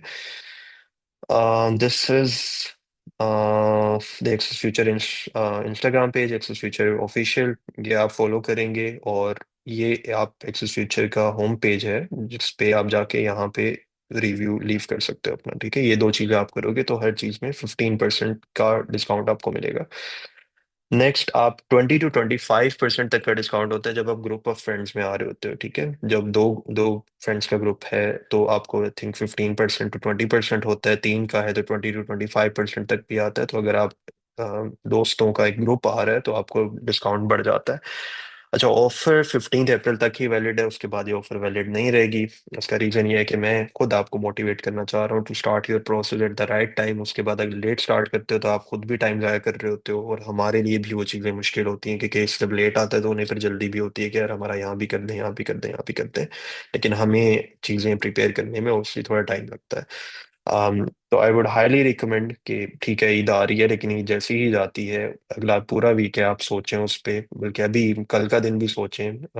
और जितनी जल्दी अपना प्रोसेस स्टार्ट करें, उसकी अहमियत मैं बता चुका हूँ, जल्दी क्यों करना है वो आपको करना चाहिए, ठीक है। एंड उसमें हाँ ठीक है, ये ऑफर, इसको आप स्कैन कर सकते हैं, आई थिंक रिव्यू के लिए रिव्यू पेज पे ले जाएगा। सॉरी मैं थोड़ा जल्दी जल्दी कर रहा हूँ क्योंकि टाइम काफी शॉर्ट रह गया है। अच्छा, how how to avail this discount, ये हमारी एचआर टीम जो हसन साहब हैं, जो मैंने आपको दिलाए थे, हसन, उनका नंबर है, आप उन्हें डायरेक्टली अप्रोच कर सकते हैं।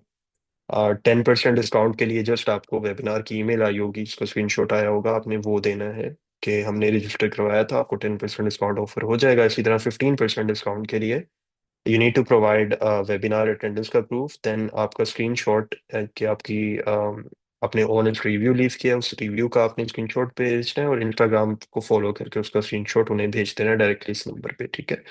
um, और उन्हें पता होगा कि हाँ ठीक है, 10% डिस्काउंट के लिए क्वालिफाई कर रहे हैं, 15% के लिए क्वालिफाई कर रहे हैं। नेक्स्ट हम जर्मन लैंग्वेजेस भी हमने ऑफर किया, जर्मन लैंग्वेज का कोर्स A1 का कोर्स।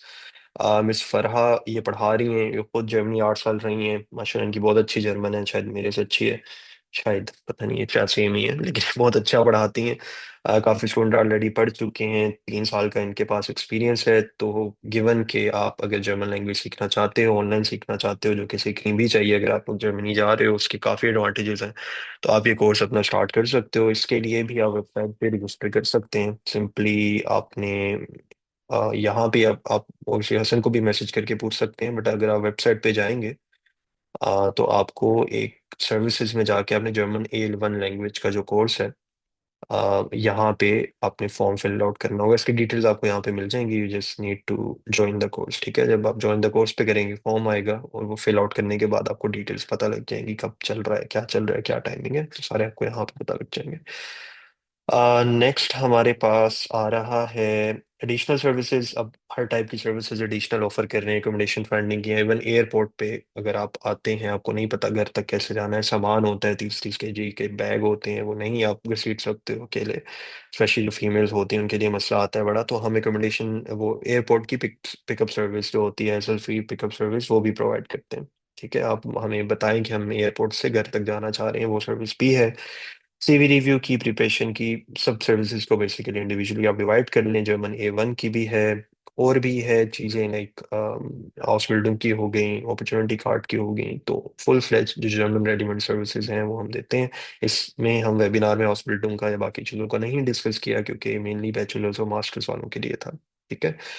नेक्स्ट कोई क्वेश्चंस होती हैं तो अगेन आप हमसे इस नंबर पे, ये ऑफिशियल नंबर है, आप इस पे कर सकते हैं, हसन खुद से पूछ सकते हैं, और बाकी आप हमारी वेबसाइट को एक्सप्लोर कर सकते हैं, ठीक है। आई एम सो सॉरी कि प्रेजेंटेशन इतनी लंबी हो गई है, मैंने कोशिश की है कि चैट के जितने हद तक मैं जवाब दे सकूं मैं दूं। अभी भी थोड़े से सवाल और भी आए हुए हैं, लेकिन आप मुझसे, जिस तरह मैंने पहले कहा, फ्री सेशन भी बुक कर सकते हो अपनी जो कंडीशंस है वो, और वो आफ्टर कॉन्टैक्ट आपके पास आएगा, जब आप कॉन्टैक्ट ले चुके होते हो, वो तब कॉन्टैक्ट की ऑफर आती है। मोस्टली कमेंट्स का वैसे मैं रिप्लाई कर चुका हूँ वहाँ पे चैट में। जब मुश्तबा प्रेजेंटेशन दे रहे थे तो आई थिंक मैं वही कर रहा था, तो अक्सर सवालों का वहाँ पे हो गया है। अम, बाकी ठीक है, बाकी कुछ स्पेसिफिक सवाल हैं जो कि आप मुझे कर सकते हैं लाइक सेशन बुक करवाने के बाद, क्योंकि बहुत फिर टाइम अगर मैं पढ़ने लगा तो अफ्तारी यहीं पे हो जाएगी, वो बहुत मुश्किल हो जाएगा। आई होप आपको सेशन इन्फॉर्मेटिव लगा होगा। इंशाल्लाह आपको नेक्स्ट वीडियोस में मिलते रहेंगे, मेरे लिए दुआ कीजिएगा। फिफ्थ, क्या फिफ्थ, हाँ 5 जनवरी की नहीं, 5 अप्रैल की, सॉरी रोज़ा लग रहा है मुझे, 5 अप्रैल की मेरी फ्लाइट है जर्मनी की। उससे पहले मैंने कराची भी जाना है, एक दोस्त की शादी है, 2 से 4 कराची, और अगले दिन ही फिर जर्मनी की फ्लाइट है, तो दिन में थोड़े से बिजी चल रहे होंगे। बीच में मैसेज पढ़ रहा हूँ, वर्दा वर्दा ने मुझे किया, but sadly I don't get a single reply. It's okay, we appreciate your, thank you Warda, लेकिन आप मुझसे सवाल पूछ सकते हो, रुको मैं आपको अनम्यूट करता हूँ। एक सेकंड, वर्दा कहाँ पे हैं? विल ट्राई टू अनम्यूट, और फिर मैं आपसे पूछता हूँ कि क्या सवाल है। और सॉरी अगर बाकियों के भी थोड़े से सवालों के मैं रह गया हूँ जवाब देने में। जी वर्दा, मैंने आपको अनम्यूट कर दिया। अस्सलाम वालेकुम। अस्सलाम वालेकुम। जी वालेकुम वालेकुम। सलाम, क्या हाल है वर्दा? एक्चुअली मैं स्टूडेंट हूँ एफएससी प्री मेडिकल, तो हम्म, ठीक है। एफएससी प्री मैंने मेडिकल के जर्मनी मेडिकल स्टूडेंट के हो? लिए ठीक मेरे है। फादर को बार बार कह रहे हैं कि बैचलर्स कर लें बायोमेडिकल इंजीनियरिंग में। मेडिसिन बहुत कम्पिटिटिव है जर्मनी में। मैं हम्म अभी करंटली लैंग्वेज भी कर रही हूँ और A2 लेवल पर हूँ। तो अभी हम्म मेरे पास टाइम भी है क्योंकि रिजल्ट हमारा अगस्त में ही आएगा एफएससी का। हम्म, लेकिन मैं अब वरीड हूँ कि मैं क्या करूँ, मेडिकल करूँ या फिर बायोमेडिकल इंजीनियरिंग करूँ। अगर ना आया तो फिर क्या होगा, तो इस वजह से ठीक है। थोड़ा मैं आपसे अच्छा, गाइडेंस। पहली पहली चीज़ तो ये कि जर्मन लैंग्वेज को आप कंटिन्यू रखो उसको सीखने में, क्योंकि वो जो लैंग्वेज है वो एमबीबीएस की पहली डिमांड है। एटलीस्ट C1 तक वो आपसे रिक्वायर करते हैं। कंपटीशन रहता है मेडिसिन के कोर्सेज में, बट ऐसा नहीं है कि कम्प्लीटली चांसेस नहीं होते। ये एक वीडियो है, how to study MBBS in Germany for free. इसमें उस्मान हैं जिनके साथ मैंने बड़ी डिटेल में पॉडकास्ट किया था, दो इसके पार्ट्स हैं। इन्होंने कंप्लीट डिटेल्स बताई हुई हैं कि आप किस तरह एमबीबीएस की पढ़ाई कंटिन्यू कर सकते हो, ठीक है। उसमें ये क्योंकि पढ़ रहे हैं वहाँ पे, अब आई थिंक इनकी एमबीबीएस होने वाली है, चौथे या पांचवें साल में है, तो इन्होंने बहुत डिटेल में इसके जवाब दिए हैं कि क्या स्टेप्स होते हैं एमबीबीएस करने के लिए। और ये लैंग्वेज B1 तक इन्होंने पाकिस्तान से की थी, बाकी जर्मनी से आकर की थी। तो देर इज अ पॉसिबिलिटी कि आप एमबीबीएस कर सकते हो, बट हाँ ये बात ठीक है कि इसमें कंपटीशन नॉर्मली ज़्यादा रहता है और लैंग्वेज की रिक्वायरमेंट थोड़ी हाई होती है, ठीक है। बाकी अगर आप लैंग्वेज करते हो तो आपको बहुत सी मेडिकल की और ब्रांचेस मिल जाती हैं। जरूरी नहीं है कि आप एमबीबीएस ही करो अनटिल अनलेस आपको फुल फ्लेज इसी का शौक है कि मैंने लाइक एमबीबीएस ही करना है, डॉक्टर ही बनना है, देन ऑब्वियसली आप एमबीबीएस को टारगेट करोगे। लेकिन इसके अलावा बायोमेडिसिन की ब्रांच के लो, फार्मेसी की ब्रांच के लो, डेंटल की के लो, ये सब ब्रांचेस बहुत अच्छी हैं, ठीक है। तो आप इसको भी जी। इसमें जा सकते हैं, इसमें भी कोई हर्ज नहीं है। जस्ट ये है कि लैंग्वेज हर चीज का पहला स्टेप होगा मेडिकल के लिए। इंजीनियरिंग के लिए इतनी ज्यादा रिक्वायरमेंट नहीं होती, बट मेडिकल के लिए रिक्वायरमेंट्स थोड़ी हाई है, ठीक है। Okay, thank you so much. No worries no worries. चलें, थैंक यू। अब मुझे ना, मेरे असल में गला मेरा खुश्क हो गया है गर्मी भी इस्लामाबाद में आ गई है, तो सवाल अभी भी आ रहे हैं, बट यार sorry I need to leave, क्योंकि बच्चे भी अब ना जागने लगे हैं मेरे, और उन्होंने उठते ही शोर मचा देना। तो जो भी सवाल हो, आप प्लीज़ ऑनलाइन सेशन भी बुक बुक करवाइएगा। और अगर किसी ने लंबी डिस्कशन करनी है तो आप अपॉइंटमेंट भी डायरेक्टली मुझसे बुक करवा सकते हो। आपको वेबसाइट पे अगेन उसका एक्सेस मिल जाएगा कि अपॉइंटमेंट आपने कैसे बुक करानी है। फिर मैं दिखा देता हूँ आपको। यहाँ पे कॉन्टेक्ट अस में आप जाओगे, यहाँ पे डिफरेंट सर्विसेज हैं, आप यहाँ पर जाओगे और मेनली आप बुक एन अपॉइंटमेंट, ये डायरेक्टली मेरे साथ आपका सेशन बुक हो सकता है, आप यहाँ पर भी करवा सकते हो, ठीक है। आ, बाकी हाँ, आप हसन से राब्ते में रह सकते हो, उनसे आप बाकी चीज़ें पूछ सकते हो। वो जो नंबर मैंने आपसे शेयर किया था, ये प्रेजेंटेशन में कोशिश करूंगा आपको व्हाट्सएप के थ्रू या आपकी ईमेल के थ्रू सब सबको मिल जाए। रिकॉर्ड मैंने कर लिया है। ये सेशन होपफुली ये भी मैं अपलोड कर दूंगा कहीं ना कहीं, ताकि जो स्टूडेंट जिन्होंने मिस आउट किया उनके लिए भी अवेलेबल रहे ये सेशन मेरा ऑनलाइन। ठीक है, थैंक यू सो मच यार। Thank you so much. आपको ईद मुबारक एडवांस में ही, कि बाद में शायद बात ना हो, तो आप लोगों को बहुत बहुत ईद मुबारक। और कराची में यार मिलने का सीन शायद मुश्किल हो, क्योंकि मेरी बहुत भाग दौड़ लगेगी कराची में, बट इंशाल्लाह अगली दफ़ा मैं पाकिस्तान जब भी आया तो कोई लंबा चक्कर करके आके मुलाकात भी होती है, ठीक है। जज़ाकल्लाह, thank you so much, thank you so much. Allah हाफ़िज़। जज़ाकल्लाह मुश्तबा, आपका भी thank you. Thank you everyone. Allah हाफ़िज़।